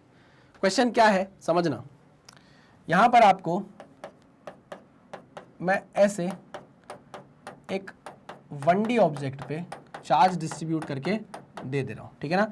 मैंने कितना चार्ज डिस्ट्रीब्यूट किया है? क्यू चार्ज डिस्ट्रीब्यूट किया है पूरी एल लेंथ पर, है ना। इसकी सरफेस, इसकी लीनियर चार्ज डेंसिटी कितनी है? लैम्डा है। टोटल लेंथ कितनी है? एल है। टोटल लेंथ कितनी है भैया? एल है। ओके, मैंने ये बोला कि सुनो ना, इस पूरी रॉड के कारण जिस पर क्यू चार्ज डिस्ट्रीब्यूटेड है, एक पी पॉइंट पर, एक पॉइंट है, ये है पॉइंट पी, इस पी पॉइंट पर फील्ड इंटेंसिटी बता दीजिए। क्या बोला? मुझे ये बोला गया कि पी पॉइंट पर नेट फील्ड इंटेंसिटी बता दो कितनी है। अच्छा, मैंने बोला इसकी दूरी यहाँ से कितनी है, तो आपने बोल दिया भाई इसकी दूरी यहाँ से है आर। यहाँ से कितनी दूरी है? आर दूरी है। तो आपने क्या है, अभी नया नया फॉर्मूला सीखा था, किसका? फील्ड इंटेंसिटी का। E इज इक्वल्स टू के क्यू बटे आर का स्क्वायर। तो आपने बोला कि मैं मान लेता हूं कि पूरा चार्ज कहाँ डिस्ट्रीब्यूटेड है? आधी लेंथ पे डिस्ट्रीब्यूटेड है, L/2 पे। फटाक से आपने क्या किया? L/2 पर बोल दिया कि पूरा चार्ज वहां कंसेंट्रेटेड होगा, और आपने लिख दिया K into Q upon distance R plus L/2, L plus R/2 का होल स्क्वायर। ये आपने फॉर्मूला लिख दिया। ये आपने फॉर्मूला कब लगाया? ये मानकर लगाया कि भैया ये पूरी की पूरी रॉड जो है वो क्या है? पॉइंट मास है, तभी तो आप ये फॉर्मूला लगा पाए। बट आप जान चुके हैं कि ये क्या है? ये पॉइंट मास नहीं है, ये कंटिन्यूअस मास है, तो ये फॉर्मूला आपका सरासर क्या हो जाएगा? गलत हो जाएगा। क्लियर चीज है? ओके, तो अब मैं इसको मिटाता हूं, लेकिन आप गलत लिखना, आप फॉर्मूला लिखना और बोलना कि नहीं नहीं ये गलत है। गलत क्यों है? क्योंकि हम इसे पॉइंट चार्ज नहीं मान सकते। तो फिर हमें क्या करना पड़ेगा? अब जो इतनी चीजें हमने पढ़ी है हम उसी का यूज करेंगे ना। ये जो 3 चीजें हम पढ़ कर आए हैं हम इनका ही यूज करने वाले हैं। तीनों पढ़ लिया हमने, इसका ही हम यूज करने वाले हैं। क्या होता है देखो, पॉइंट चार्ज मैं इसको नहीं मान सकता, लेकिन मैं क्या करता हूं, इस पूरी रॉड में एक छोटा सा एलिमेंट ले लेता हूं और उस छोटे से एलिमेंट पर आने वाले चार्ज को मैं पॉइंट चार्ज मान लेता हूं, है ना। मैं क्या करूंगा, सुनना मेरी बात, मैं यहां पर थोड़ा सा गणित लगा लेता हूं। गणित मतलब मैं क्या बोलूंगा? मैं बोलूंगा सुनो, यहां से P पॉइंट से x डिस्टेंस दूर, P पॉइंट से x डिस्टेंस दूर मैं क्या करूंगा? एक एलिमेंट ले लूंगा छोटा सा। बहुत बड़ा ले रहा हूं वैसे मैं, बहुत बड़ा, ये आपको दिखाने के लिए इतना बड़ा एलिमेंट लिया है मैंने, ठीक है ना। जिसकी लेंथ आपको कितनी दिख रही है? dx, और उस पर चार्ज कितना होगा? dq। उस पर चार्ज कितना होगा? dq चार्ज होगा, ठीक है ना। ये वही सोच है कुल मिलाकर, वही सोच है कि एक बहुत बड़ा ऑब्जेक्ट है जिस पर चार्ज डिस्ट्रीब्यूटेड है। मैं क्या कर रहा हूं, उसको छोटे छोटे छोटे छोटे छोटे छोटे चार्ज में डिस्ट्रीब्यूट कर ले रहा हूं, जिसको मैं पॉइंट मास मान सकता हूं। सुनना मेरी बात क्या है। अब जब मैंने यहां से x डिस्टेंस दूर एक छोटा सा एलिमेंट कंसीडर किया जो कि dx लेंथ का था, बहुत छोटी सी लेंथ का, उस पर चार्ज कितना था? dq charge. इस dq चार्ज को आप क्या मान सकते हो? पॉइंट चार्ज मान सकते हो। इस dq चार्ज को आप क्या मान सकते हो? पॉइंट चार्ज मान सकते हो। अच्छा, इस dq चार्ज को आप क्या मान सकते हो? पॉइंट चार्ज मान सकते हो। अब ये जो पॉइंट चार्ज है ये क्या कर रहा होगा? ये इस पॉइंट पर, इस P पॉइंट पर कुछ फील्ड बना रहा होगा। छोटा सा चार्ज है तो छोटी सी फील्ड बना रहा होगा। क्या उस छोटी सी फील्ड को मैं DE बोल सकता हूं? हाँ सर। ये DE फील्ड किसने बनाई है? इस चार्ज ने बनाई है। इसको मैं पॉजिटिव ही मान रहा हूं क्योंकि पॉजिटिव चार्ज डिस्ट्रीब्यूटेड है। DQ small charge point charge ने इस P पॉइंट पर क्या बना दी? फील्ड बना दी DE। चलो, very good very good very good very good, ध्यान से सुनना। ऐसे में बहुत सारे एलिमेंट अगर कंसिडर करता जाऊं तो सबके कारण यहां पर एक फील्ड आने लग जाएगी, DE DE DE DE DE DE DE, सारे DE DE DE DE जोड़ दूंगा मैं तो टोटल फील्ड बन जाएगी कि नहीं बन जाएगी? फील्ड इंटेंसिटी किसके कारण? इस रॉड के कारण। समझ में आई बात कि नहीं आ गई? हाँ सर समझ में आ गई। तो हम यहां पर क्या करने वाले हैं, अगर आपको टोटल E नेट निकालना है P पॉइंट पर, तो आप क्या करोगे? सारे छोटे छोटे छोटे छोटे छोटे DE को क्या कर दोगे? इंटीग्रेट कर दोगे। जोड़ना मतलब क्या करना? इंटीग्रेट करना। आई बात समझ में? हाँ। अभी जो DE है इसकी वैल्यू क्या है? ये DE किसने बनाया है? इस छोटे से चार्ज ने। इस छोटे चार्ज पर, इस छोटे से एलिमेंट ने, इस छोटे से एलिमेंट पे कितना चार्ज है? DQ। DQ को आपने क्या माना है? पॉइंट चार्ज माना है। तो क्या इस पे फॉर्मूला लग सकता है? K इंटू DQ अपॉन कितना डिस्टेंस है भैया? x का स्क्वायर। लग सकता है क्या? हाँ सर बिल्कुल लग सकता है। बिल्कुल लग सकता है। D e is equal to k d q upon x का स्क्वायर। वाह यार, ये तो बहुत अच्छी बात हो गई। इसको मैं इंटीग्रेट कर दूंगा, ठीक है ना। तो मतलब अगर आपको पी पॉइंट पर टोटल फील्ड इंटेंसिटी चाहिए है तो आपको क्या करना पड़ेगा, इंटीग्रेट करना पड़ेगा किसको, के into d q upon x square को। अरे डी की वैल्यू पुट कर दी ना मैंने, के d q upon x square. अच्छा, अब एक्स की लिमिट आपको पुट करनी है कहां से कहां तक, एक्स की लिमिट आपको पुट करनी है कहां से कहां तक, बताओ क्या पुट करेंगे। एक्स आपने माना है ये, पहला चार्ज कहां से शुरू हो रहा है, एक्स की किस वैल्यू पर आपको चार्ज पहला फील होगा, एक्स की किस वैल्यू पर आपको पहला चार्ज फील होगा, आर पर। हाँ सर, तो x is equal to r से लेकर लास्ट चार्ज आपको कहां फील होगा, यहां पर फील होगा। एक्स की वैल्यू क्या हो जाएगी वहां पर, आर प्लस एल। अरे हाँ कि ना, x की वैल्यू यहां पर कितनी हो जाएगी, r प्लस एल। तो यहां पर आप लिख दोगे x is equal to r plus l. समझे कि नहीं समझे, बहुत आराम से समझा रहा हूं, इतने आराम से समझाने की जरूरत नहीं है, फटाफट कर सकते हैं हम इसको। चलो आगे बढ़ते हैं, नेक्स्ट। अब समझना, मैंने ये बोला कि मुझे निकालनी है total field intensity at point P due to this rod जिस पर हमने Q चार्ज डिस्ट्रीब्यूट किया है। चलो अब आप देखिए, K into d q upon x square, ये इंटीग्रेट हो सकता है क्या, K into d q upon x square, limit जिसमें चढ़ी हुई है R से लेके R प्लस एल की, क्या ये इंटीग्रेशन हो सकता है, नहीं। क्या ये इंटीग्रेशन हो सकता है, नहीं हो सकता। क्यों नहीं हो सकता, क्योंकि भाई यहाँ पर लिमिट देखो, x की लिमिट है, यहाँ पर अगर इंटीग्रेशन होना चाहिए तो यहाँ dx का टर्म होना चाहिए। अगर dx होता तो फिर हम x को इंटीग्रेट कर पाते, यहाँ तो dx दिख ही नहीं रहा है। तो आपको थोड़ा सा दिमाग अब यहाँ पर लगाना पड़ेगा और आपको जरूरत पड़ेगी किसकी, लीनियर चार्ज डेंसिटी की, है ना। ये कैसा ऑब्जेक्ट है, 1D ऑब्जेक्ट है। हम जानते हैं, साइड में करता हूं मैं, हम जानते हैं कि लैम्डा जो है वो किसके बराबर होता है, Q अपॉन एल के बराबर। अरे हाँ कि ना, हाँ सर, इसका मतलब ये है वैल्यू कांस्टेंट है, अगर यूनिफॉर्मली डिस्ट्रीब्यूटेड है आपका चार्ज तो ये किसके बराबर हो जाएगी, d q by d x के बराबर हो जाएगी। हाँ कि ना, अभी आपको समझाया था मैंने। इसका मतलब ये है कि आप डी क्यू को क्या लिख सकते हो, लैम्डा इंटू डी एक्स लिख सकते हो, बिल्कुल लिख सकते हैं सर। डी क्यू को हम क्या लिख सकते हैं, लैम्डा इंटू डी एक्स लिख सकते हैं। तो चलो डी क्यू की जगह मैं पुट कर दूं लैम्डा इंटू डी एक्स, कर दूं कि नहीं कर दूं, अरे करो ना, तभी तो सॉल्व हो पाएगा क्वेश्चन। देखो आर से लेके आर प्लस एल, है ना, के इंटू डी क्यू आप क्या लिख सकते हो, लैम्डा इंटू डी एक्स लिख सकते हो, बिल्कुल लिख सकते हैं sir, divided by x square. अब आप बताओ कौन कौन सी चीजें कांस्टेंट है, के कांस्टेंट है बाहर निकल जाएगा, लैम्डा कांस्टेंट है बाहर निकल जाएगा, ठीक है ना। चलो तो लो भैया, के बाहर निकाल दिया, लैम्डा बाहर निकाल दिया, अंदर क्या बचा, आर से लेके आर प्लस एल, क्या क्या बचा भैया, डी एक्स अपॉन एक्स का होल स्क्वायर, एक्स का स्क्वायर। पक्की बात, आगे करें। के लैम्डा इंटीग्रेशन आर से आर प्लस एल कर दूं क्या, इंटीग्रेट कर ही देता हूं। वन अपॉन एक्स स्क्वायर का इंटीग्रेशन क्या होगा, एक्स की पावर -2 + 1 अपॉन -2 + 1, यानी एक्स की पावर -1 अपॉन -1। नहीं, अरे भाई एक्स की पावर -2 + 1 क्या हो जाएगा, बताओ, -1 हो जाएगा। एक्स अपॉन माइनस, ये कितना है, -2 + 1 किसके बराबर हो जाएगा, -1 के बराबर हो जाएगा, ठीक है। तो मैंने यहाँ पर लिख दिया, कितना आ गया ये इंटीग्रेशन, -1 अपॉन एक्स के बराबर, ये इंटीग्रेशन आ गया, ठीक है। 1 अपॉन एक्स स्क्वायर का इंटीग्रेशन होता है -1 अपॉन एक्स के बराबर। लिमिट क्या चढ़ी हुई है, आर से लेके आर प्लस एल तक की लिमिट चढ़ी हुई है, ठीक है।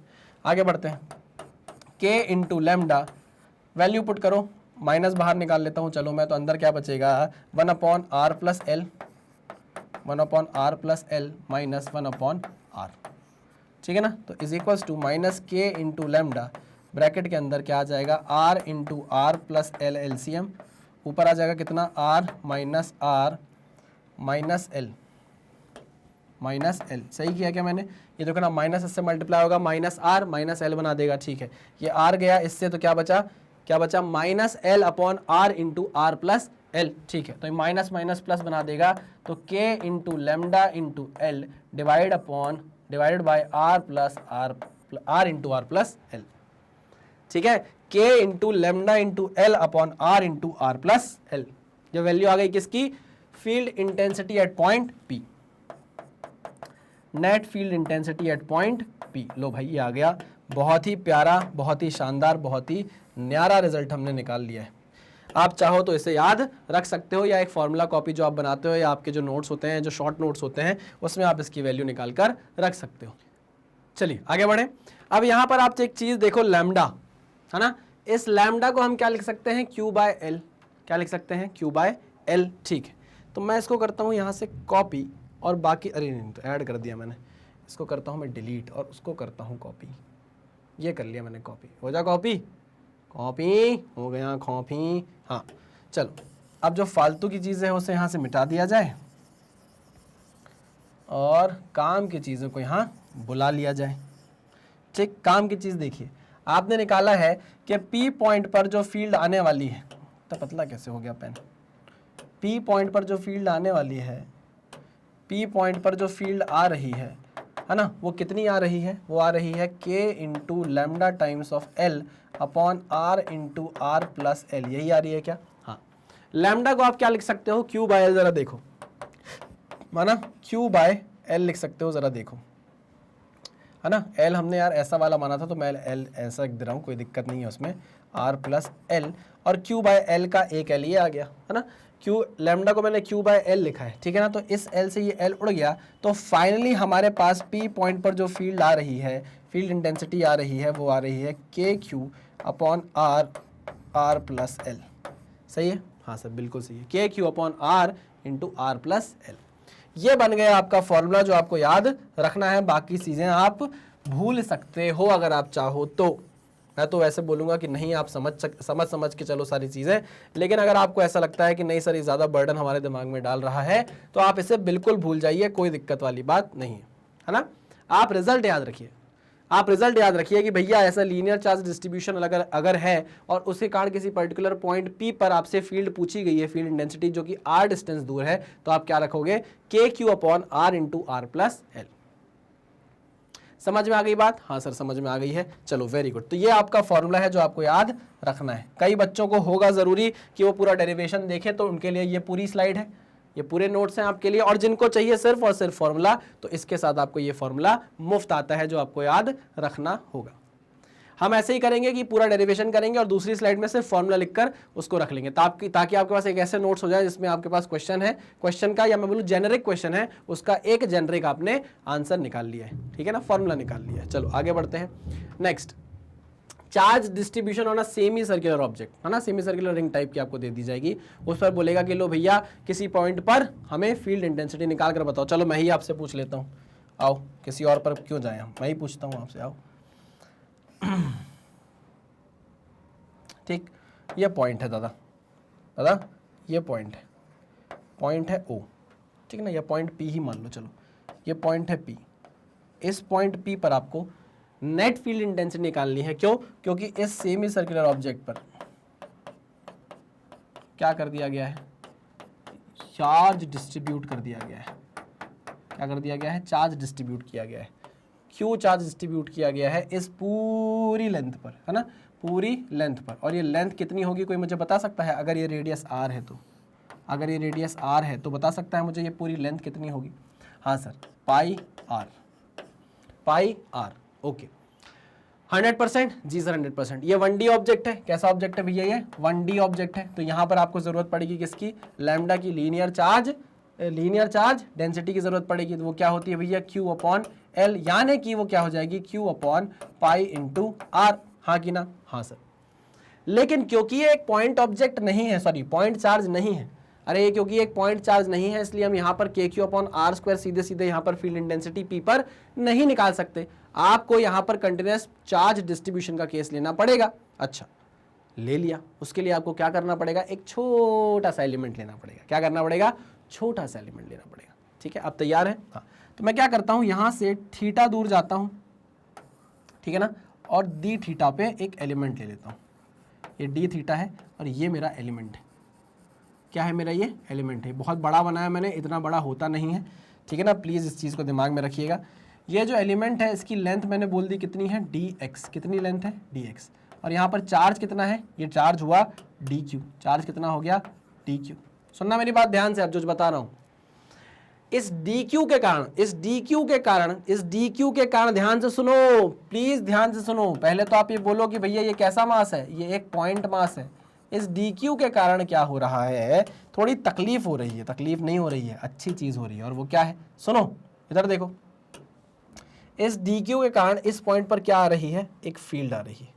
इस डी क्यू के कारण इस पॉइंट मास क्यों लिख दिया मैंने, पॉइंट चार्ज, एक तो ये ग्रेविटेशन का दिमाग में चलता रहता है ना, चलो ये पॉइंट चार्ज है, इसके कारण इस पॉइंट पर क्या आ गई भैया, एक छोटी सी फील्ड आ गई, क्योंकि एक पॉजिटिव चार्ज है तो अवे फ्रॉम द चार्ज आ रही है फील्ड। ठीक है, ये फील्ड क्या होगी भैया, डीई होगी। ये बात आप मानते हैं या नहीं मानते? मानते हैं, बिल्कुल मानते हैं। चलो आ जाओ, एक चीज मुझे बताओ, अगर ये है डीई, ये है थीटा, तो क्या ये भी थीटा हो जाएगा? हाँ सर, ये भी थीटा हो जाएगा।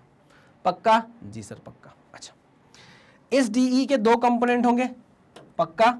इस डीई के दो कंपोनेंट होंगे, एक कंपोनेंट ये होगा, एक कंपोनेंट ये होगा। बिल्कुल सही कह रहे हैं, ये होगा डीई कॉस थीटा और ये क्या हो जाएगा, डीई साइन थीटा। मानते हो या नहीं मानते? अरे हाँ कि ना, इसका एक कंपोनेंट वाई एक्सिस में चला गया, एक कंपोनेंट एक्स एक्सिस में चला गया। चला गया कि नहीं चला गया? बिल्कुल चला गया। ठीक है, अब एक चीज और सुनो, प्यार से सुनना, ध्यान से सुनना, ध्यान से सुनना। आपको ऐसा नहीं लगता कि इसका, इस एलिमेंट का एक जुड़वा भाई भी यहां पर मौजूद है? ऐसा नहीं लगता क्या? इस एलिमेंट का एक जुड़वा भाई यहां भी मौजूद है, आपको ऐसा नहीं लगता? बिल्कुल लगता है सर। एलिमेंट जो यहां पर बैठा हुआ है उसका हूबहू जुड़वा भाई इधर बैठा हुआ है। मतलब सर, मतलब ये कि अगर आप इसको DQ मान लो, अगर आप बोल दो भैया कि यहां पर DQ चार्ज है, इसको भी आप पॉइंट चार्ज कंसिडर कर लो, तो ये भी क्या जनरेट करेगा, एक फील्ड जनरेट करेगा। हाँ सर, इसकी फील्ड की डायरेक्शन क्या ये हो जाएगी? बताओ मुझे, क्या इसकी फील्ड की डायरेक्शन ये हो जाएगी? हाँ सर, ये हो जाएगी। बिल्कुल सही कहा आपने, ये भी क्या हो जाएगा, DE हो जाएगा। अच्छा, इस DE के भी दो कंपोनेंट होंगे, एक कंपोनेंट ये होगा जिसको आप क्या बोल दोगे, ये भी अपना थीटा हो जाएगा, DE cos थीटा बोल दोगे, और इसको क्या बोल दोगे, यहाँ पर आने वाले कंपोनेंट को DE sin थीटा। बोलोगे कि नहीं बोलोगे? हाँ सर बोलेंगे। अच्छा, अगर मैं ये एलिमेंट कंसिडर कर लूं तो फिर आपका क्या सवाल है, आपका क्या सोचना है? अगर ये मैं एक एलिमेंट ले लूं तो इसका भी एक हूबहू एलिमेंट यहाँ बैठा होगा क्या? हाँ सर बैठा होगा ना, ये देखो, इसका एक हूबहू एलिमेंट यहाँ पर बैठा हुआ है, जो फिर यहाँ पर एक फील्ड बनाएगा, ये एक फील्ड बनाएगा इधर, ये एक फील्ड बनाएगा इधर, इसका एक कंपोनेंट इधर जाएगा, एक कंपोनेंट इधर जाएगा, इसका एक कंपोनेंट इधर जाएगा, एक कंपोनेंट इधर जाएगा।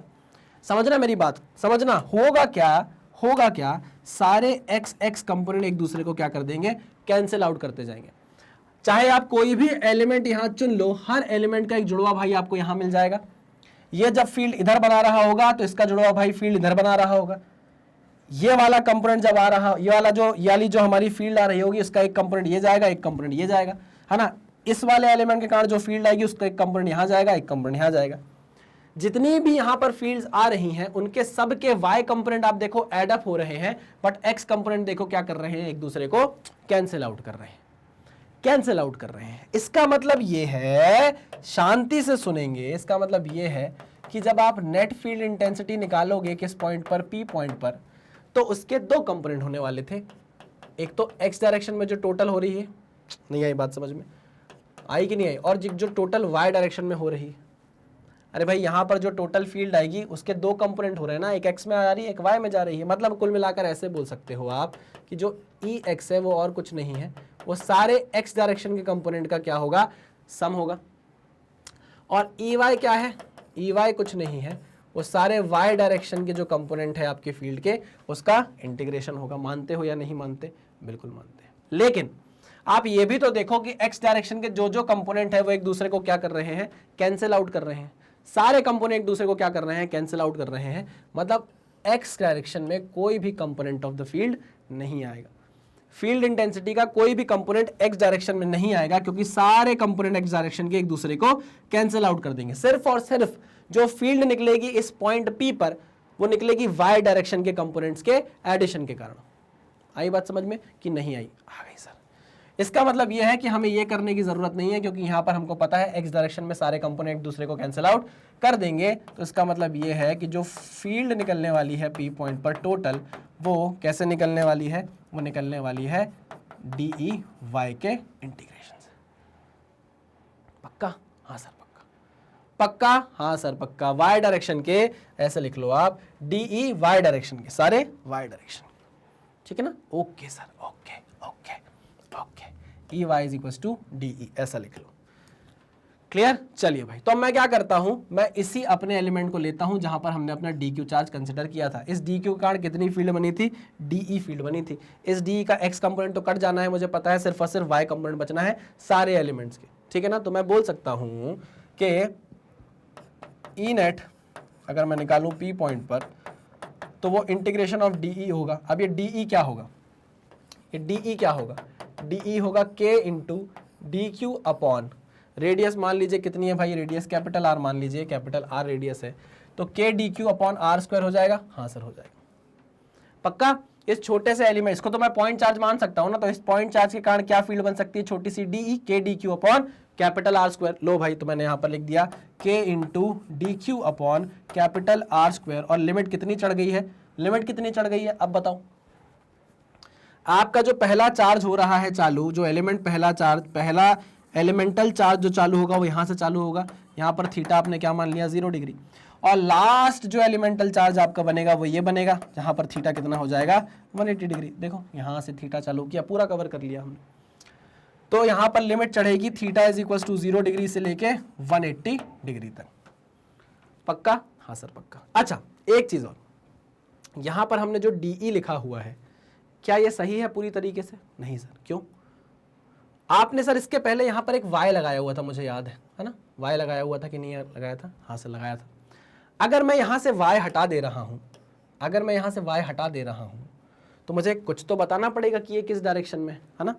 आप देखो सारे y डायरेक्शन में जो डी आ रहा है वो पूरा डी नहीं आ रहा, डी का कंपोनेंट आ रहा है, D sine theta, D sine theta, D sine theta, D sine theta. तो एक्चुअल में आप इंटीग्रेट किसको कर रहे हो बेटा? साइन थीटा भी है साथ में। क्या है? साइन थीटा भी है साथ में। आई बात समझ में कि नहीं? आई बात समझ में? हाँ सर। अरे भाई आप D sine theta, D sine theta, D sine theta, D sine theta जोड़ रहे हो ना? आई मेरी बात समझ में? सारे एलिमेंटल चार्ज के कारण जो y डायरेक्शन में डी साइन थीटा आ रहा है, आप उसी को तो जोड़ रहे हो, यानी कि इंटीग्रेट कर रहे हो, है ना। मैंने सारे चार्ज, सारे एलिमेंटल चार्ज कैसे कंसीडर कर लिया? 0 से लेके 180 डिग्री तक का लिमिट लेकर सारे चार्ज आ गए उसमें। यहां से लेके यहां तक के सारे चार्ज आ गए। अब यहां पर मैं लगा देता हूं एक साइन थीटा। क्यों? इसी से तो मुझे समझ में आया कि y डायरेक्शन में है सब कुछ। सारे साइन कंपोनेंट ऐड अप हो रहे हैं, सारे कॉस कंपोनेंट क्या कर रहे हैं? एक दूसरे को कैंसिल आउट कर दे रहे हैं। ठीक है चलो, वेरी गुड। आ जाए, वापस आ जाओ क्वेश्चन में। देखो ध्यान से, देखो क्या हो रहा है। अब देखो मैं ये बोल रहा हूं कि यहां पर ना ये जो डी क्यू है, ये पक्की बात है मुझे परेशान करेगा। कैसे सर? अरे यार आप जब इंटीग्रेशन कर रहे हो तो इंटीग्रेशन में लिमिट किसकी डली हुई है? थीटा की लिमिट डली है। किसकी लिमिट डली हुई है? थीटा की। तो यार यहां पर कोई डी थीटा का टर्म होना चाहिए तभी इंटीग्रेशन होगा, नहीं तो इंटीग्रेशन नहीं होगा। अच्छा हाँ हाँ सर, ये तो बेसिक मैथमेटिक्स है, तो बेसिक इंटीग्रेशन है कि अगर मुझे यहां अंदर इंटीग्रेशन करना है तो मुझे थीटा की लिमिट दी गई है, तो मुझे यहां चाहिए डी थीटा। तो कुछ तो करना पड़ेगा दया, क्या करें समझते हैं। आइए, मुझे ना एक चीज पता है पहले से, और वो क्या है? वो ये है कि lambda is equal to q upon pi r है, यानी कि लैम्डा किसके बराबर होगा? डी क्यू अपॉन लेंथ आपने कितनी ली है? डी एक्स ली है। डी एक्स के बराबर होगा कि नहीं होगा? हाँ सर। तो इसका मतलब ये है कि डी क्यू को आप क्या लिख सकते हो? लैम्डा इंटू डी एक्स लिख सकते हो। मैं इसको उठाकर यहाँ ले गया, डी क्यू की जगह मैंने लैम्डा इंटू डी एक्स रख दिया, क्या इंटीग्रेशन हो पाएगा? नहीं। मुझे डी थीटा चाहिए, डी एक्स से अब मेरा काम नहीं बन रहा, मुझे डी थीटा चाहिए, डी एक्स से काम नहीं बन रहा है। चलो तो मैं इसको उठाकर, इस पिज्जा के स्लाइस को उठाकर इधर लेकर आता हूँ। देखो ये ठीक है ना? ओके सर, ये कितना है? D theta. कितना है ये? D theta. ठीक है, ये लेंथ कितनी है? D x. लेंथ कितनी है? D x. ठीक है, चार्ज कितना है? D Q. समझना मेरी बात। आप इस डी एक्स की लेंथ मुझे बता सकते हो? Arc upon radius. अरे भैया theta is nothing but arc upon radius, याद है कि नहीं? हाँ सर याद है ना।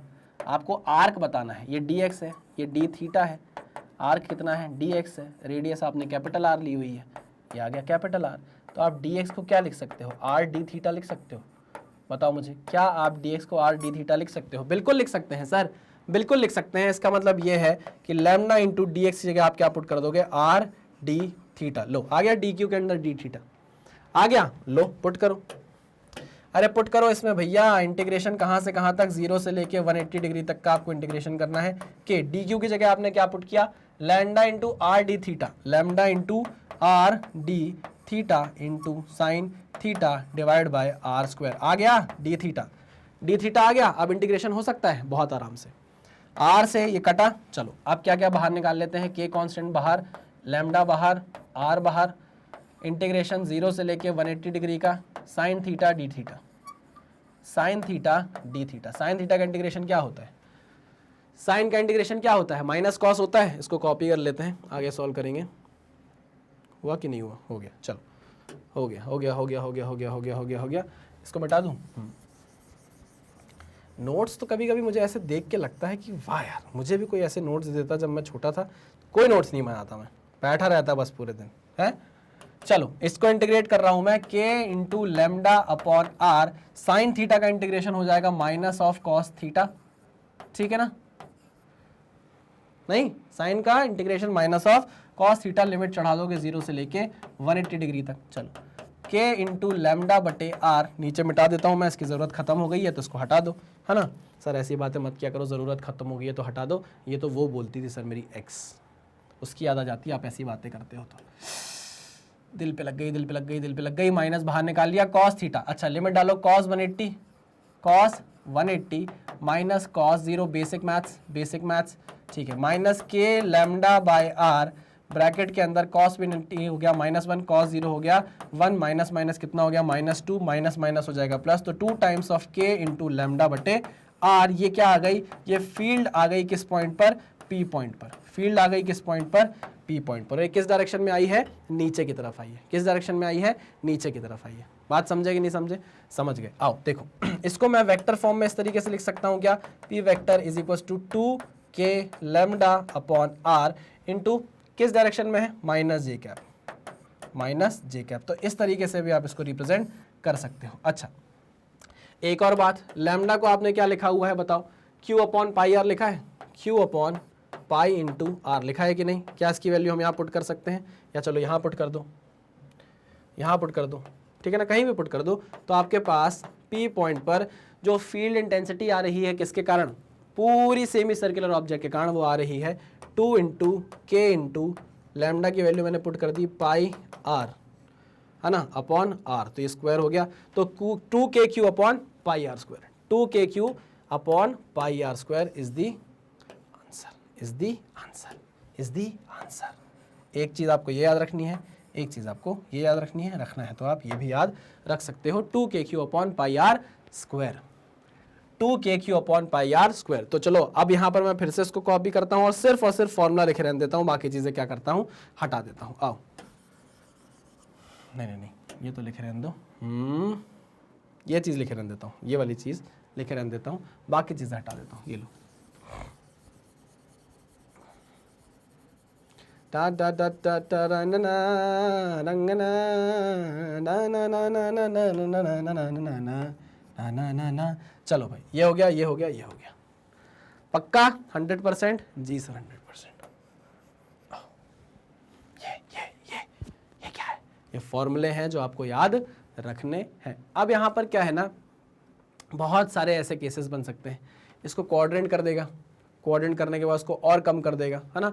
एक कोई हमको सेक्टर दे देगा, सेक्टर का पूछ लेगा कि बताओ भैया सेक्टर के कारण, इस सेक्टर के कारण इस पॉइंट पर कितनी फील्ड इंटेंसिटी है। तो आपको ना मैं सब कुछ बता कर जाऊंगा, फॉर्मूला भी बताऊंगा, डेरिवेशन भी बताऊंगा, कहीं जाने की जरूरत नहीं है। आगे बढ़ते हैं, आ जाओ।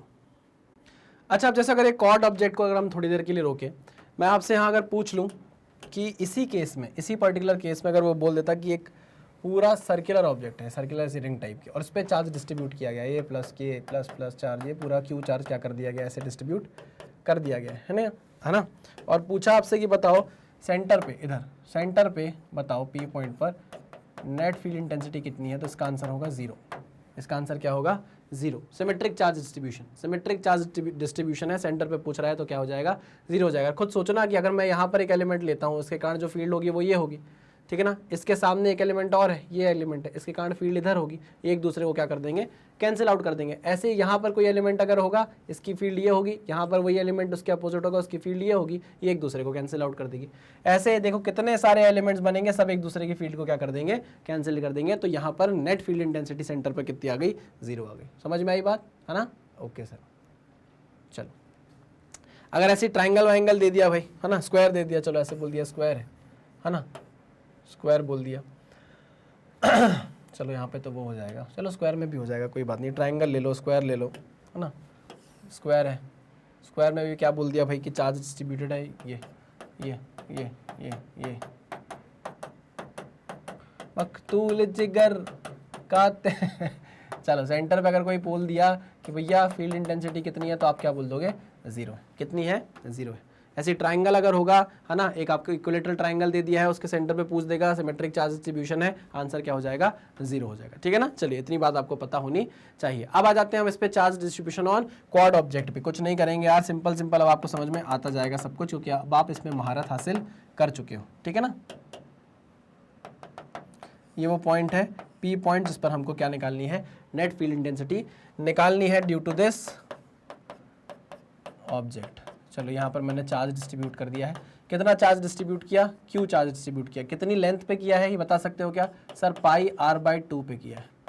कितनी लेंथ पे डिस्ट्रीब्यूट किया है, पाई आर बाय 2 पे किया है, पक्की बात है, हाँ सर। तो इससे आप लैम्डा बता सकते हो कितना होगा, ये भी 1D ऑब्जेक्ट, लैम्डा कितना होगा बता सकते हो, बताओ, अरे बताओ जल्दी, क्या होगा, लैम्डा होगा sir q upon pi r by 2, वही हो जाएगा 2Q अपॉन पाई आर। क्या यही dQ बाय dx के बराबर भी होगा, हाँ सर। अरे पता है इसलिए मैं पहले से लिख दे रहा हूँ, है ना, क्या पता है सर, हमको तो कुछ नहीं पता। अरे वही सब चीज़ें भाई, मैं यहाँ से जाऊँगा ये थीटा एंगल पे, है ना, और डी थीटा पर जाकर एलिमेंट ले लूँगा अपना, ये मेरा क्या है, एलिमेंट है। मैंने क्या ले लिया, ये छोटा सा एलिमेंट ले लिया डी थीटा पे, ठीक है ना।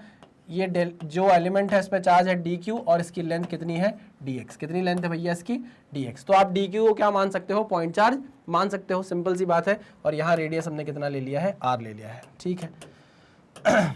सुनो, इसके कारण यहाँ पर ये फील्ड बनेगी कि नहीं बनेगी, इस dQ चार्ज के कारण यहाँ पर एक फील्ड बनेगी जिसको आप dE बोलोगे, बनेगी कि नहीं बनेगी, हाँ सर बनेगी। अच्छा, इसके कारण और इसके कारण यहाँ पर एक थीटा आएगा, इसका एक कंपोनेंट आने वाला है इस डायरेक्शन में, मानते हो या नहीं आप। अरे इस DE का एक कंपोनेंट यहाँ आएगा, ठीक है, जिसको आप क्या बोलोगे, DE cos थीटा, ठीक है ना। और इस DE का एक कंपोनेंट यहाँ आएगा जिसको आप क्या बोलोगे, DE sin थीटा।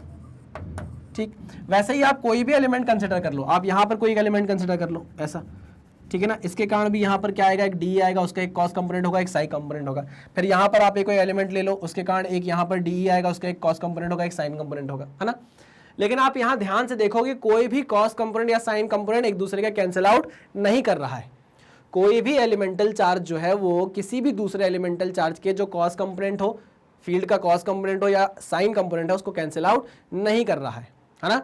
मतलब अगर आपसे कोई पूछेगा या आप बोलोगे किसी से, बताओगे कि जो टोटल फील्ड आने वाली है फील्ड इंटेंसिटी पी पॉइंट पर, वो एक्चुअल में एक्स डायरेक्शन की जो कंपोनेंट है प्लस वाई डायरेक्शन की जो कंपोनेंट है उसके वेक्टर सम से आने वाली है, उसके वेक्टर सम से आने वाली है, हाँ कि ना। ऐसा बोल सकते हैं कि नहीं बोल सकते, बिल्कुल बोल सकते हैं सर। अच्छा, यहाँ पर जो ई एक्स है, यहाँ पर जो एक्स डायरेक्शन का कंपोनेंट है किसका, अरे भैया इस DE का जो x डायरेक्शन का कंपोनेंट है वो बहुत सारे होंगे, हर एलिमेंट के कारण होंगे। अरे हर एलिमेंट के कारण यहाँ पर DE आएगा, उसका x कंपोनेंट आएगा, DE cos theta, DE cos theta, DE cos theta, DE cos theta. तो आप EX कैसे निकाल सकते हो, DE cos थीटा को इंटीग्रेट करके, कहाँ से कहाँ तक। अरे भैया आपका पहला एलिमेंटल चार्ज यहाँ से चालू होता है, तो थीटा की वैल्यू यहाँ 0 है, यहाँ पहुँचोगे तो थीटा की वैल्यू कितनी आ गई, यहाँ पहुँच के थीटा की वैल्यू 90 डिग्री आ गई, ठीक है ना। तो ये हो गई 0 डिग्री से लेके 90 डिग्री तक।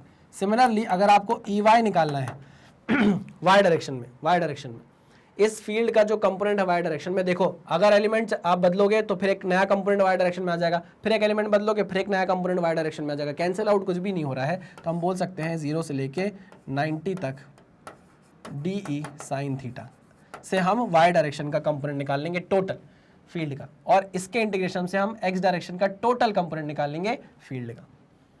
कुछ गलत बात करी मैंने, नहीं सर कुछ भी गलत बात नहीं करी है। चलो आगे बढ़ते हैं, आओ अब हम करें इंटीग्रेट सीधे सीधे। तो चलो हम EX निकालते हैं। EX कैसे निकलेगा, आइए, integration of DE cos theta, कहाँ से कहाँ तक, 0 से लेके 90 डिग्री तक। अब यार आप समझो DE क्या हो सकता है, अब तो आपको पता है DE क्या हो सकता है, K into DQ upon capital R का स्क्वायर, ये क्या है, रेडियस है, ठीक है ना, कैपिटल R का स्क्वायर। आप यहाँ पर निकाल रहे हो फील्ड इंटेंसिटी, ठीक है ना, K DQ upon R square into cos theta, ठीक है। इंटीग्रेशन कहाँ से कहाँ तक, 0 से लेके 90 तक। ठीक है, समझ में आ गई बात। आगे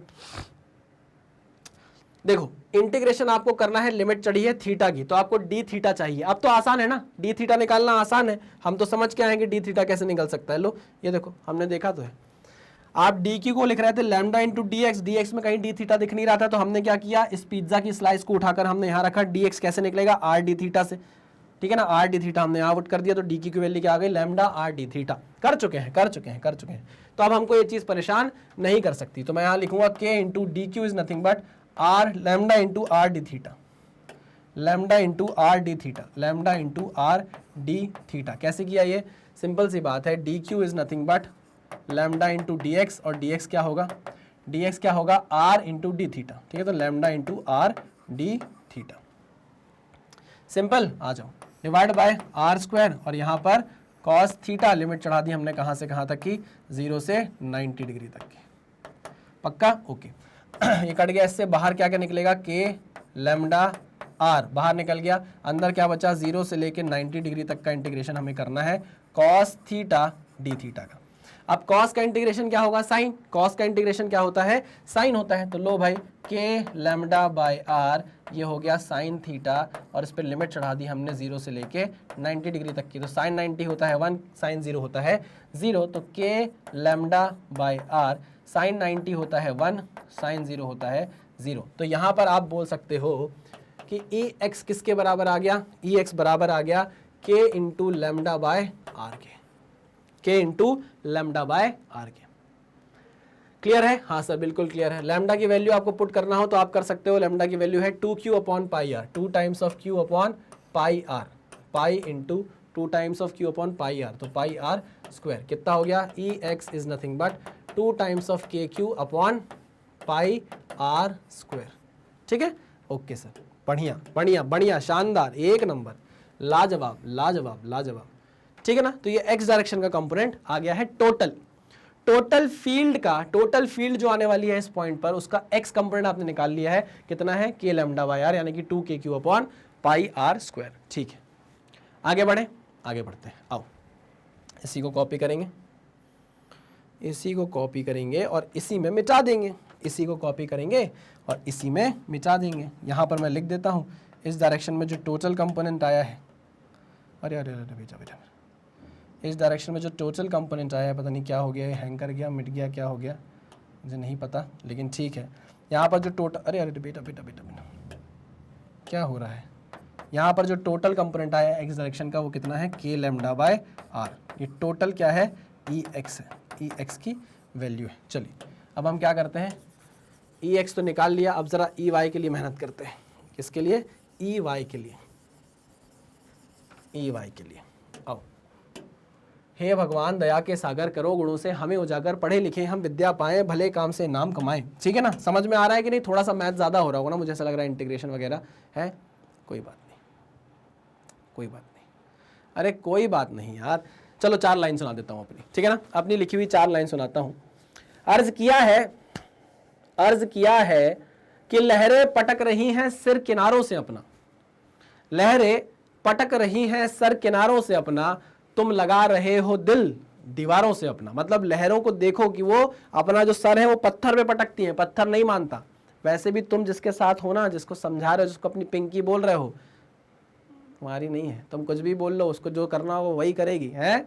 तो लहरें पटक रही हैं सिर किनारों से अपना, तुम लगा रहे हो दिल दीवारों से अपना, और शौक और अय्याशी इंतजार में है पर तुम, शौक और अय्याशी इंतजार में है पर तुम, चला रहे हो महीना बस उधारों से अपना, और वो सबको साथ रहने का मौका देती है बस, वो सबको साथ रहने का मौका देती है बस, तुम नाम मत हटवाना उम्मीदवारों से अपना। वाह क्या बात है। तो इसी के साथ वापस आ जाओ और देखो, हम निकालने वाले हैं y कंपोनेंट, जो आपकी फील्ड आने वाली है ना P पॉइंट पर, उसका जो y कंपोनेंट है वो हम निकालने वाले हैं। वो आप कैसे निकाल सकते हो, डी साइन थीटा के इंटीग्रेशन से, जहां पर लिमिट होगी 0 से लेके 90 डिग्री तक की। इसको आप लिख सकते हो डी को क्या, के into d q upon capital are का स्क्वायर साइन थीटा, और यहाँ पर लिमिट चढ़ा दो 0 से लेके 90 डिग्री तक की। ठीक है, वेरी गुड। तो e y is nothing but k d q को मैं क्या लिख दूं, k into lambda into are d theta लिख दूं, है ना। ये देखो डी क्यू को मैंने lambda into are d theta लिख दिया, आपको कोई दिक्कत इस बात से नहीं होनी चाहिए। आर स्क्वायर और यहाँ पर साइन थीटा, लिमिट चढ़ा दी मैंने 0 से लेके 90 डिग्री तक की। आर से ये आर कट गया, बाहर बाहर क्या निकल गया, कांस्टेंट वैल्यू के लैम्डा बाय आर, बाहर 0 से लेके 90 डिग्री इंटीग्रेशन करेंगे साइन थीटा का डी थीटा के। साइन का इंटीग्रेशन क्या हो जाएगा, माइनस कॉस हो जाएगा। साइन का इंटीग्रेशन क्या हो जाएगा, माइनस कॉस हो जाएगा। लो भाई साइन का इंटीग्रेशन मैंने माइनस कॉस थीटा लिख दिया, लिमिट चढ़ा दी 0 से लेके 90 डिग्री तक की, है ना। चलो तो मैं माइनस साइन बाहर निकाल लूँ, कोई दिक्कत तो नहीं होगी आपको? नहीं सर कोई दिक्कत नहीं है। अंदर क्या लिखता हूँ, अंदर लिखता हूँ मैं upper limit cos 90 minus cos 0। चलो तो ये हो जाएगा माइनस के लैम्डा बाय आर। कॉस 90 कितना होता है, 0। कॉस 0 कितना होता है, 1। 1 के आगे लगा है माइनस, तो माइनस 1 हो जाएगा, माइनस माइनस क्या हो जाएगा, प्लस हो जाएगा। तो ये भी कितना आ गया, के लैम्डा बाय आर। तो y component of the field at point p किसके बराबर आ गया, के लैम्डा बाय आर के बराबर आ गया, ठीक है ना। तो e y is equal to k lambda by r, k lambda by r. E x किसके बराबर आया था, के लैम्डा बाय आर। तो इसका ये मतलब हुआ, ध्यान से सुनना, इसका ये मतलब हुआ, सही जगह आ गया कि नहीं आ गया मैं, हाँ, इसका मतलब ये हुआ कि x कंपोनेंट कितना आया है, के लैम्डा बाय आर, और y कंपोनेंट कितना आ रहा है, ई वाई कितना आ रहा है, के लैम्डा बाय आर। समझे कि नहीं समझे? हाँ सर समझ गए। तो इसका मतलब ये हुआ कि इस P पॉइंट पर एक कंपोनेंट है आपका E के lambda by r, k lambda by are, और एक कंपोनेंट है आपका के लैम्डा बाय आर। तो क्या मुझे टोटल फील्ड इंटेंसिटी बता सकते हो P पॉइंट पर कितनी होगी? बहुत आराम से सर, बहुत आराम से सर। यहाँ पर टोटल फील्ड इंटेंसिटी कितनी होगी? अगर ये A होता, ये A होता, तो इसका रिजल्टेंट कितना आता, A√2 आता। अरे हाँ कि ना, ये A होता, ये A होता तो A√2 आ जाता। अब ये के लैम्डा बाय आर है, के लैम्डा बाय आर है, तो ये कितना आ जाएगा, √2 k lambda by r, √2 k lambda by r. ये P पॉइंट पर नेट फील्ड इंटेंसिटी आई है due to this quad object. Clear? पक्का 100%? जी सर 100%। तो मैं इसको अलग से सब कुछ मिटा मिटू के क्या करता हूँ, सिर्फ फॉर्मूला लिख देता हूँ, ठीक है ना। सब कुछ मिटा मुटू के फॉर्मूला लिख देता हूँ। आओ चलो भैया, बहुत मेहनत कर ली, बहुत ज़्यादा ही मेहनत कर ली, आ जाओ। तो फाइनल रिजल्ट जो आया है ज़रा उस पर पहुँचते हैं और उसको लिखते हैं ताकि हमारे नोट्स बहुत प्रॉपर बन जाए, ठीक है। तो मैंने ये बोला कि P पॉइंट पर जो नेट फील्ड इंटेंसिटी आएगी वो आएगी x के और y के वेक्टर एडिशन से, है ना। क्लियर है कि नहीं? तो मैंने यहाँ पर वेक्टर एडिशन किया, ठीक है। तो आपने बोला कि EP यानी कि P पॉइंट पर जो नेट फील्ड इंटेंसिटी आई है उसे वेक्टर फॉर्म में कैसे लिख सकते हैं, बताओ मुझे। के lambda by r, k lambda by are किस डायरेक्शन में, आई कैप। चलो माइनस नीचे की तरफ जा रहा है के लैम्डा बाय आर, तो k lambda by R G cap. ये मैंने वेक्टर फॉर्म में लिख दिया। लो भाई, आपने जो बोला वो मैं सब कर रहा हूं। अगर मैं सिर्फ मैग्नीट्यूड निकालूं, P पॉइंट पर नेट फील्ड इंटेंसिटी का मैग्नीट्यूड निकालूं, तो वो कितना आया है, √2 टाइम्स ऑफ के लैम्डा बाय आर। अच्छा, लैम्डा की वैल्यू भी आप यहाँ पुट कर सकते हो। लैम्डा की वैल्यू कितनी है, √2 के बाय पाई आर स्क्वायर तो होना ही होना है। क्यों? क्योंकि लैम्डा की value 2q upon pi are के बराबर है। किसके बराबर है, 2q अपॉन पाई आर के बराबर है। लो तो √2 इंटू के, लैम्डा की वैल्यू है 2q upon pi r, 2q upon pi r का स्क्वायर। तो ये कितना हो गया, ये हो गया 2√2 k times of q upon pi are square. लो भैया, ये फॉर्मूला भी आप क्या कर सकते हो, याद कर सकते हो, ठीक। बहुत सारी चीज़ें, आप यकीन नहीं मानेंगे, हमने इस लेक्चर में कितनी सारी चीज़ें पढ़ ली। देखो दिखाऊं आपको, भरा हुआ दिख रहा होगा बोर्ड पूरा, ये देखो कितनी सारी चीज़ें यार, कितनी सारी चीज़ें एक पर्टिकुलर लेक्चर में। आप देखो, ये हमने यहाँ से चालू किया था, ये देखो यहाँ से चालू किया था, ठीक है। रिवाइज किया, ये देखो हमने यहाँ पे डायग्राम बनाए, और यहाँ पर ग्राफ बनाने के बाद हमने थोड़ा सा प्री रिक्विजिट नॉलेज यहाँ पे लिया। प्री रिक्विजिट का मतलब होता है कि किसी पर्टिकुलर काम को करने के लिए आपको पहले से थोड़ी बहुत चीज़ें जो पता होनी चाहिए। स्कूल में प्रैक्टिकल नहीं करते थे, तो स्कूल में प्रैक्टिकल करने से पहले आपको एक प्रैक्टिकल बुक में लिखा होता था प्री रिक्विजिट्स, यानी कि प्रैक्टिकल करने के लिए आपको क्या क्या चाहिए। तो वही मैं आपको बता रहा था कि ये चीज़ें जो हम आगे करने वाले हैं, यानी कि हम जो लीनियर चार्ज डिस्ट्रीब्यूशन पढ़ेंगे, सरफेस चार्ज डिस्ट्रीब्यूशन पढ़ेंगे, वॉल्यूम चार्ज डिस्ट्रीब्यूशन पढ़ेंगे, उसको समझने के लिए आपको ये प्री रिक्विजिट नॉलेज की ज़रूरत थी, तो मैंने आपको बता दिया। फिर देखो तो फिर तो हम रुके ही नहीं। ये देखो कहाँ रुक रहे हैं, ये देखो कहाँ रुके, कहाँ रुके, ये देखो बाप रे कितनी सारी चीज़ें हमने पढ़ ली, ये देखो, ठीक है ना। तो ये फाइनल फॉर्मूला हमने यहाँ पर लिखकर रख दिया है। अब हम चलते हैं एक ट्रिक की तरफ। किसकी तरफ? ट्रिक की तरफ। वो ट्रिक क्या है, आओ जरा आप समझेंगे। आओ आओ आओ आओ, ट्रिक क्या है? आर्टिकल प्रॉब्लम आ गई। अब अभी तक जो आपने किया वो तो आपने उस तरीके से किया जिस तरीके से सब करते हैं। अब हम कुछ एक लेवल ऊपर जाएंगे, क्योंकि हम नीट की प्रिपरेशन कर रहे हैं, तो हमें एक जेनरिक चीज़ें पता हो। हमें कोई एक ऐसा फॉर्मूला मिल जाए कि पूरे सर्कल का बोले, पूरे सर्कुलर रिंग का बोले, सर्कुलर ऑब्जेक्ट का बोले तो मैं निकाल दूं, खैर वो तो जीरो होता है। अगर सेमी सर्कल का बोले तो वो मैं निकाल दूं सीधे उसी फॉर्मूले से। मुझे क्वाड ऑब्जेक्ट का बोले तो वो मैं निकाल दूं उसी ऑब्जेक्ट से, उसी फॉर्मूले से, है ना। तो एक ही फॉर्मूले से मैं बहुत सारे क्वेश्चंस को सॉल्व कर लूं, वो मैं डिराइव करने जा रहा हूं। उसी को मैं क्या बोल रहा हूं, आर्टिकल प्रॉब्लम। अब देखिए जैसे इसमें क्या होने वाला है, पहले हमारे पास सेमी सर्कल था, फिर हमारे पास क्वाड आ गया, अब यहाँ पर एक छोटा सा सेक्टर ले लिया हमने, है ना। होना क्या है, होना ये है कि हमको इस P पॉइंट पर क्या निकालना है, इस सेक्टर के कारण फील्ड इंटेंसिटी निकालनी है। क्यों? क्योंकि मैं इस पर चार्ज डिस्ट्रीब्यूट कर रहा हूँ, मैं इस पर क्या कर रहा हूँ, चार्ज डिस्ट्रीब्यूट कर रहा हूँ। क्या कर रहा हूँ? चार्ज डिस्ट्रीब्यूट कर रहा हूँ Q का, ठीक है। ओके, समझना मेरी बात, ठीक। इसको पहले तो मैं क्या करता हूँ, ऐसे हाफ हाफ में बांट लेता हूँ, सुनना ध्यान से, ठीक है ना। इस पूरे एंगल को मैं बोल रहा हूँ थीटा। क्या बोल रहा हूँ? थीटा, ठीक। यहाँ से फाई डिस्टेंस दूर, समझना क्या कर रहा हूँ, यहाँ से फाई डिस्टेंस दूर जाकर मैं एक डी फाई एलिमेंट ले रहा हूँ, छोटा सा एलिमेंट है, डी फाई एलिमेंट ले रहा हूँ। This is the d phi element, है ना।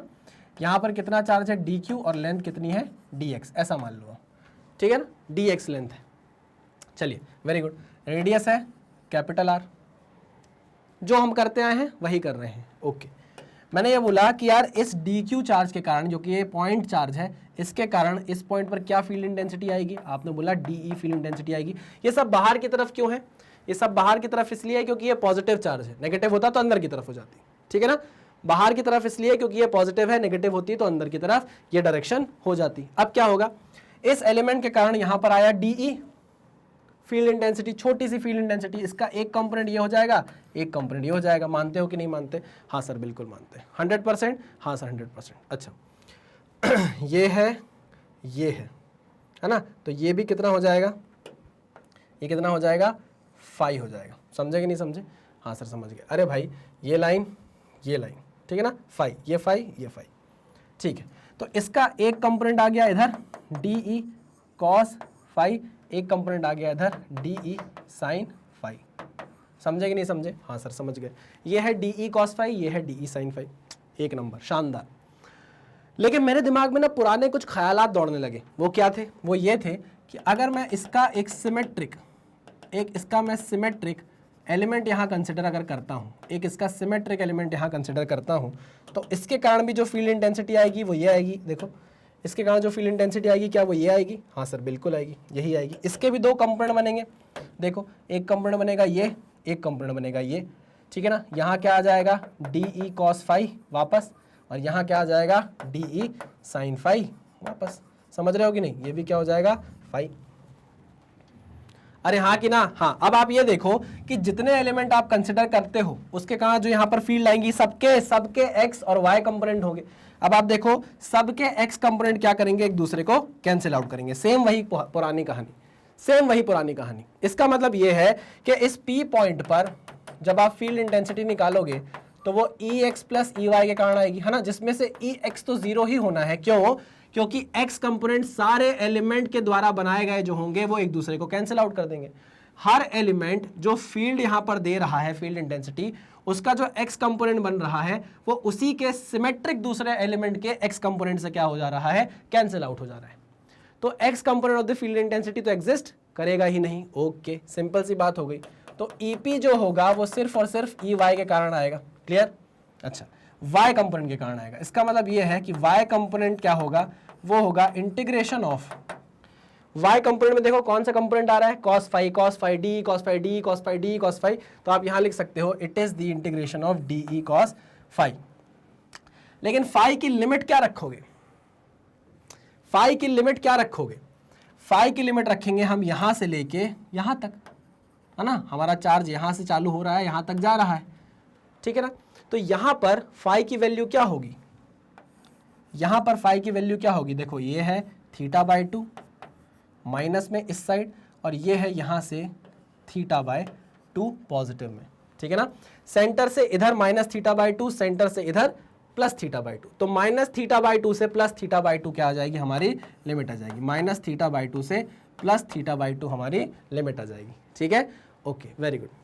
चलिए इंटीग्रेशन -θ/2 से लेके +θ/2 de cos phi। ओके, आया समझ में।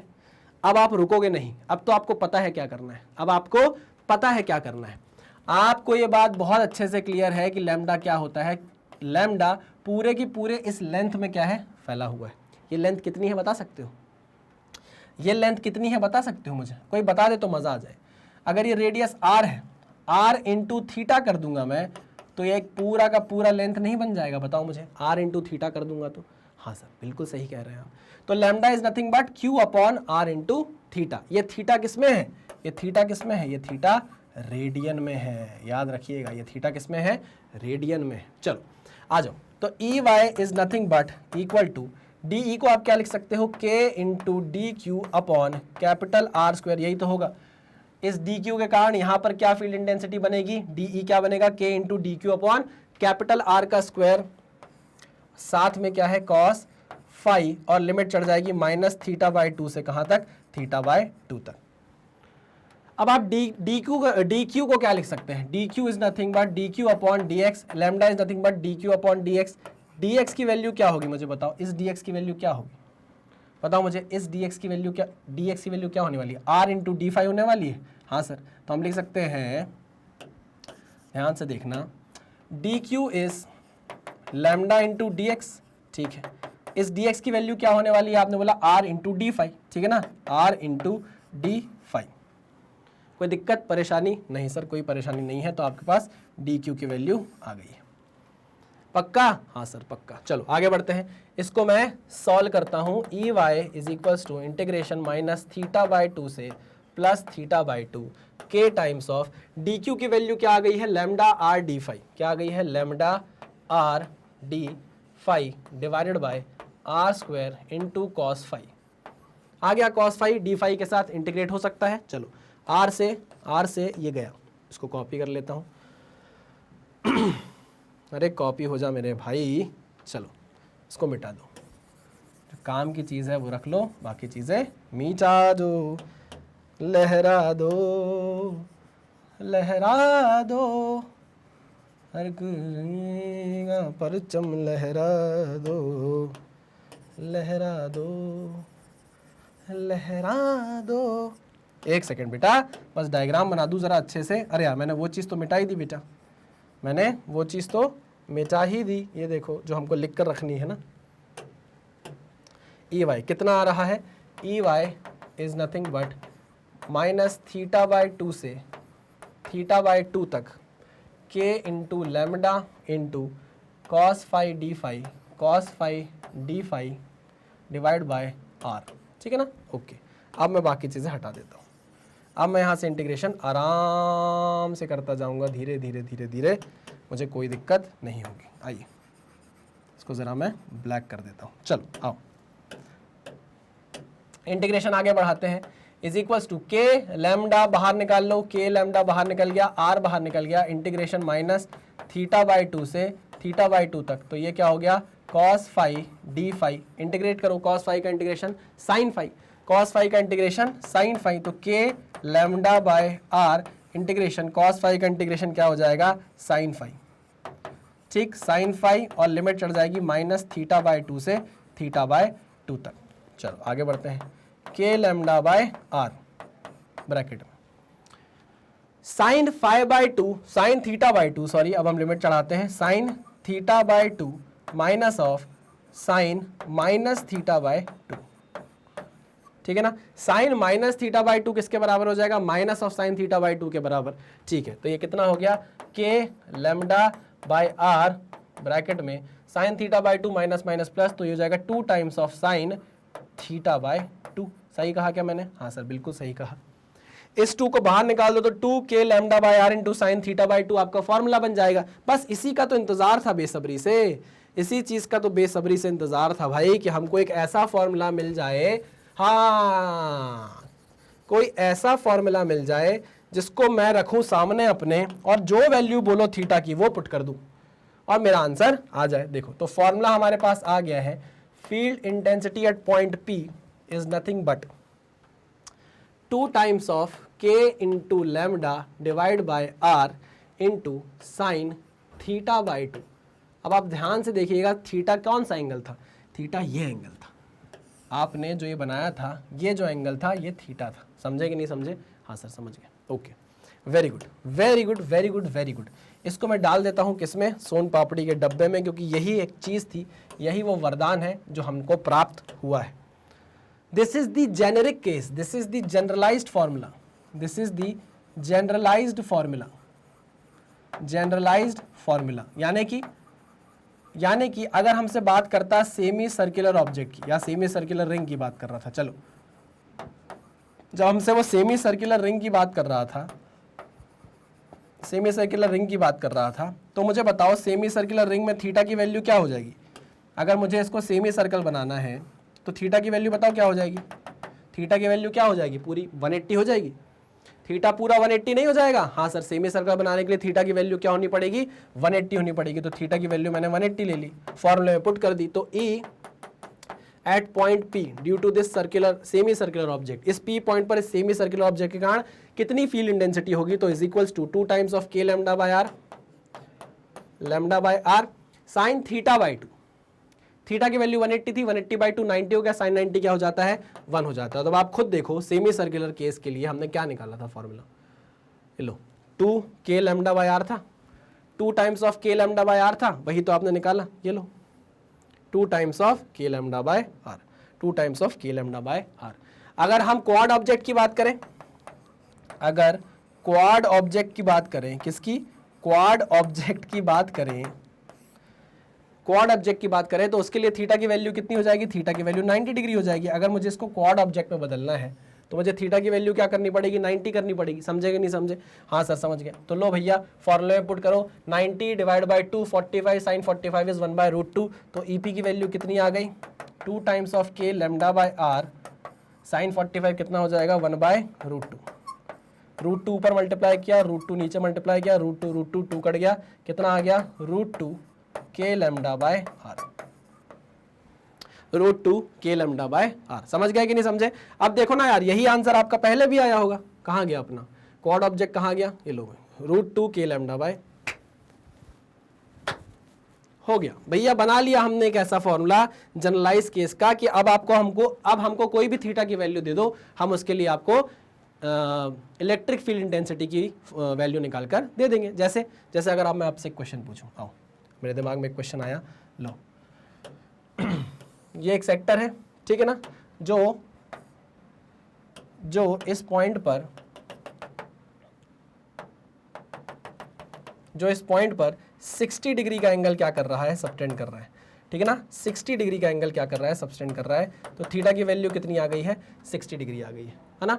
अब मुझसे पूछा जा रहा है कि बताओ इस P पॉइंट पर नेट फील्ड इंटेंसिटी इस सेक्टर के कारण कितनी होगी, है ना। इस पर मैंने चार्ज डिस्ट्रीब्यूट कर दिया, पॉजिटिव चार्ज क्या कर दिया, ऐसे डिस्ट्रीब्यूट कर दिया। बात समझ में आ गई, हाँ सर समझ में आ गई, कूल, अरे बहुत कूल। चलो तो यहाँ पर EP आप कैसे निकालोगे, हमारे पास एक फॉर्मूला है 2K lambda by R sine theta by 2, है कि नहीं है, जनरलाइज फॉर्मूला। थीटा की वैल्यू यहाँ 60 दे दी आपको, तो आप क्या करोगे, 2 times of K lambda by R, theta की वैल्यू पुट कर दोगे कितनी, साइन 60/2 यानी कि हो जाएगा साइन 30, 1/2 हो जाएगा, तो कितना आ जाएगा, K लैम्डा बाय R। तो आप देखो यहाँ पर K लैम्डा बाय R आ जाएगा नीचे की तरफ, फील्ड इंटेंसिटी आ जाएगी कितनी, K लैम्डा बाय R। अब इस अरेंजमेंट के लिए आप जानते हो ना कि एक्स एक्स कंपोनेंट तो कटने ही वाला है, वाई कंपोनेंट ही बचेगा। चलो बहुत बढ़िया, बहुत बढ़िया, आगे बढ़े, आगे बढ़ते हैं। अच्छा एक चीज़ और, इसको अभी हम रुकेंगे और जो हमारे डाउट्स हैं जरा मैं वो क्लियर कर दूं। अगर आपको कोई ऐसा क्वेश्चन पूछ लेता है, मैं आपको होमवर्क देता हूँ, है ना, करके लाओ। ये है एक सेमी सर्कुलर ऑब्जेक्ट, ठीक है ना, ओके। इस पर मैंने क्या कर दिया, चार्ज डिस्ट्रीब्यूट किया हुआ है, इसमें मैंने चार्ज डिस्ट्रीब्यूट किया है यहाँ तक, और इसके बाद पॉजिटिव के बाद नेगेटिव चार्ज डिस्ट्रीब्यूट कर दिया, पॉजिटिव के बाद नेगेटिव चार्ज डिस्ट्रीब्यूट कर दिया। बताओ मुझे P पॉइंट पर, इस पॉइंट पर मुझे बताओ मुझे इस पॉइंट पर, P पॉइंट पर नेट फील्ड इंटेंसिटी कितनी होगी, फाइंड आउट करो। अगर इसका रेडियस r है, अगर रेडियस मैंने आपको r दे दिया है इसका, है ना, चार्ज डिस्ट्रीब्यूट हुआ है q, है ना, अब आप मुझे बता दो कि आपको इस P पॉइंट पर नेट फील्ड इंटेंसिटी कितनी मिलेगी। थोड़ा दिमाग लगाओ, फिर हम इस क्वेश्चन को सॉल्व करेंगे। एक हिंट दे दूं, हिंट ये दे रहा हूं मैं आपको कि इसको डिवाइड कर दो दो पार्ट में, दो क्वाड ऑब्जेक्ट में इसको डिवाइड कर दो, यहां से इसको डिवाइड कर लो, इतना पार्ट अलग रख लो, इतना पार्ट अलग रख लो, इतने पार्ट के कारण इस पॉइंट पर फील्ड निकाल लो, इतने पार्ट के कारण इस पॉइंट पर फील्ड इंटेंसिटी निकाल लो, ठीक है, और उसके बाद उसका वेक्टर सम कर दो, आंसर आ जाएगा। बस याद रखना कि ये नेगेटिव है तो फील्ड इंटेंसिटी अब अवे फ्रॉम द चार्ज नहीं जाएगी, टुवर्ड्स द चार्ज जाएगी, इसके कारण अवे फ्रॉम द चार्ज जाएगी। बस इतना ध्यान रखना, आपसे बन जाएगा। नहीं बनेगा तो फिर हम इसको नेक्स्ट लेक्चर में क्या करेंगे, नेक्स्ट लेक्चर की स्टार्टिंग में इसको सॉल्व कर लेंगे। लेकिन आपको सॉल्व करना है, कमेंट में बताना है कि बन गया है कि नहीं बन गया है, कमेंट में बताना है कि बन गया है या नहीं बना है। प्लीज मैं इंतजार करूंगा, ऐसा मत करो, फटाफट कमेंट करते जाया करो, बात करते जाया करो मुझसे। बहुत सारा पढ़ लिया आज हमने, लंबा चला गया है लेक्चर। तो चलिए इसी के साथ करते हैं लेक्चर को खत्म। आपको पता है मैग्नेट ब्रेन्स की खुद की वेबसाइट है, magnetbrains.com नाम से आप जाएंगे गूगल पर और टाइप करेंगे magnetbrains.com, तो आप यहाँ पहुँच जाएंगे। यहाँ पहुँचकर आप उतने ही खुश होंगे जितना कि ये प्यारा सा बच्चा खुश हो रहा है। देखिए मुस्कुरा रहा है, हंस रहा है, खेल रहा है। जो भी कंटेंट हम आपको यूट्यूब पे प्रोवाइड करते हैं सब फ्री ऑफ कॉस्ट रहता है। फ्री का मतलब ये नहीं है कि कंटेंट से कॉम्प्रोमाइज़ किया गया हो भाई। और वहाँ जितना ऑर्गेनाइज है यूट्यूब पर प्लेलिस्ट के माध्यम से, उससे ज़्यादा ऑर्गेनाइज तरीके से हमने वेबसाइट पर आपको दिया हुआ है। अब जैसे ही आप नीट पे क्लिक करेंगे तो जैसे देखो, नीट पर आपने जैसे ही क्लिक किया तो देखो सबकी प्लेलिस्ट बनी हुई है बाकायदा। क्लिक करो पढ़ो, क्लिक करो पढ़ो, क्लिक करो पढ़ो, बस क्या चाहिए यार जीवन में। और अब आपका मन किया कि चलो सत्यम सर के लेक्चर देखते हैं, तो जैसे ही आपने यहाँ पे क्लिक किया तो मैं आपको यहाँ पर जितनी भी चीज़ें पढ़ा चुका हूँ उसके बाद आपको यहाँ पर उसके क्या बोलते हैं, लाइन बाय लाइन वो अरेंज करके आपको दे दिया गया है। ठीक है ना, ओके सर, बहुत बढ़िया, आगे बढ़े। ठीक है, अब आप किसी भी लेक्चर पे क्लिक करेंगे तो देखो मैं आपको यहाँ पर ऐसे शिद्दत से पढ़ाता हूँ, मिलूंगा ऐसे, देखो शिद्दत से, मैं यूँ ना। ठीक है, चलो आगे बढ़ते हैं। हमारी आइडियोलॉजी है कि हम कंप्लीटली फ्री एजुकेशन देने में बिलीव करते हैं। फ्री का मतलब ये नहीं है कि कंटेंट से कॉम्प्रोमाइज़ किया गया हो, कंटेंट एकदम टॉप नॉच आपको प्रोवाइड किया जाता है। बदले में हम चाहते हैं थोड़ा सा प्यार, थोड़ा सा सपोर्ट आपसे, और वो आप हमें कैसे दे सकते हैं, हमारे वीडियोस को लाइक करके, channel Magnet Brains IIT JEE NEET को सब्सक्राइब करके, जितना ज़्यादा हो सके वीडियोस को शेयर करके, ठीक है ना। इससे हमारा मोटिवेशन हाई रहेगा और हम आपके लिए और भी बेहतरीन चीज़ें लेकर आते रहेंगे। तो चलिए इसी मैसेज के साथ करते हैं लेक्चर को खत्म। मिलते हैं नेक्स्ट लेक्चर में, तब तक सावधान रहिए, सतर्क रहिए, पढ़ते रहिए। Thank you very much.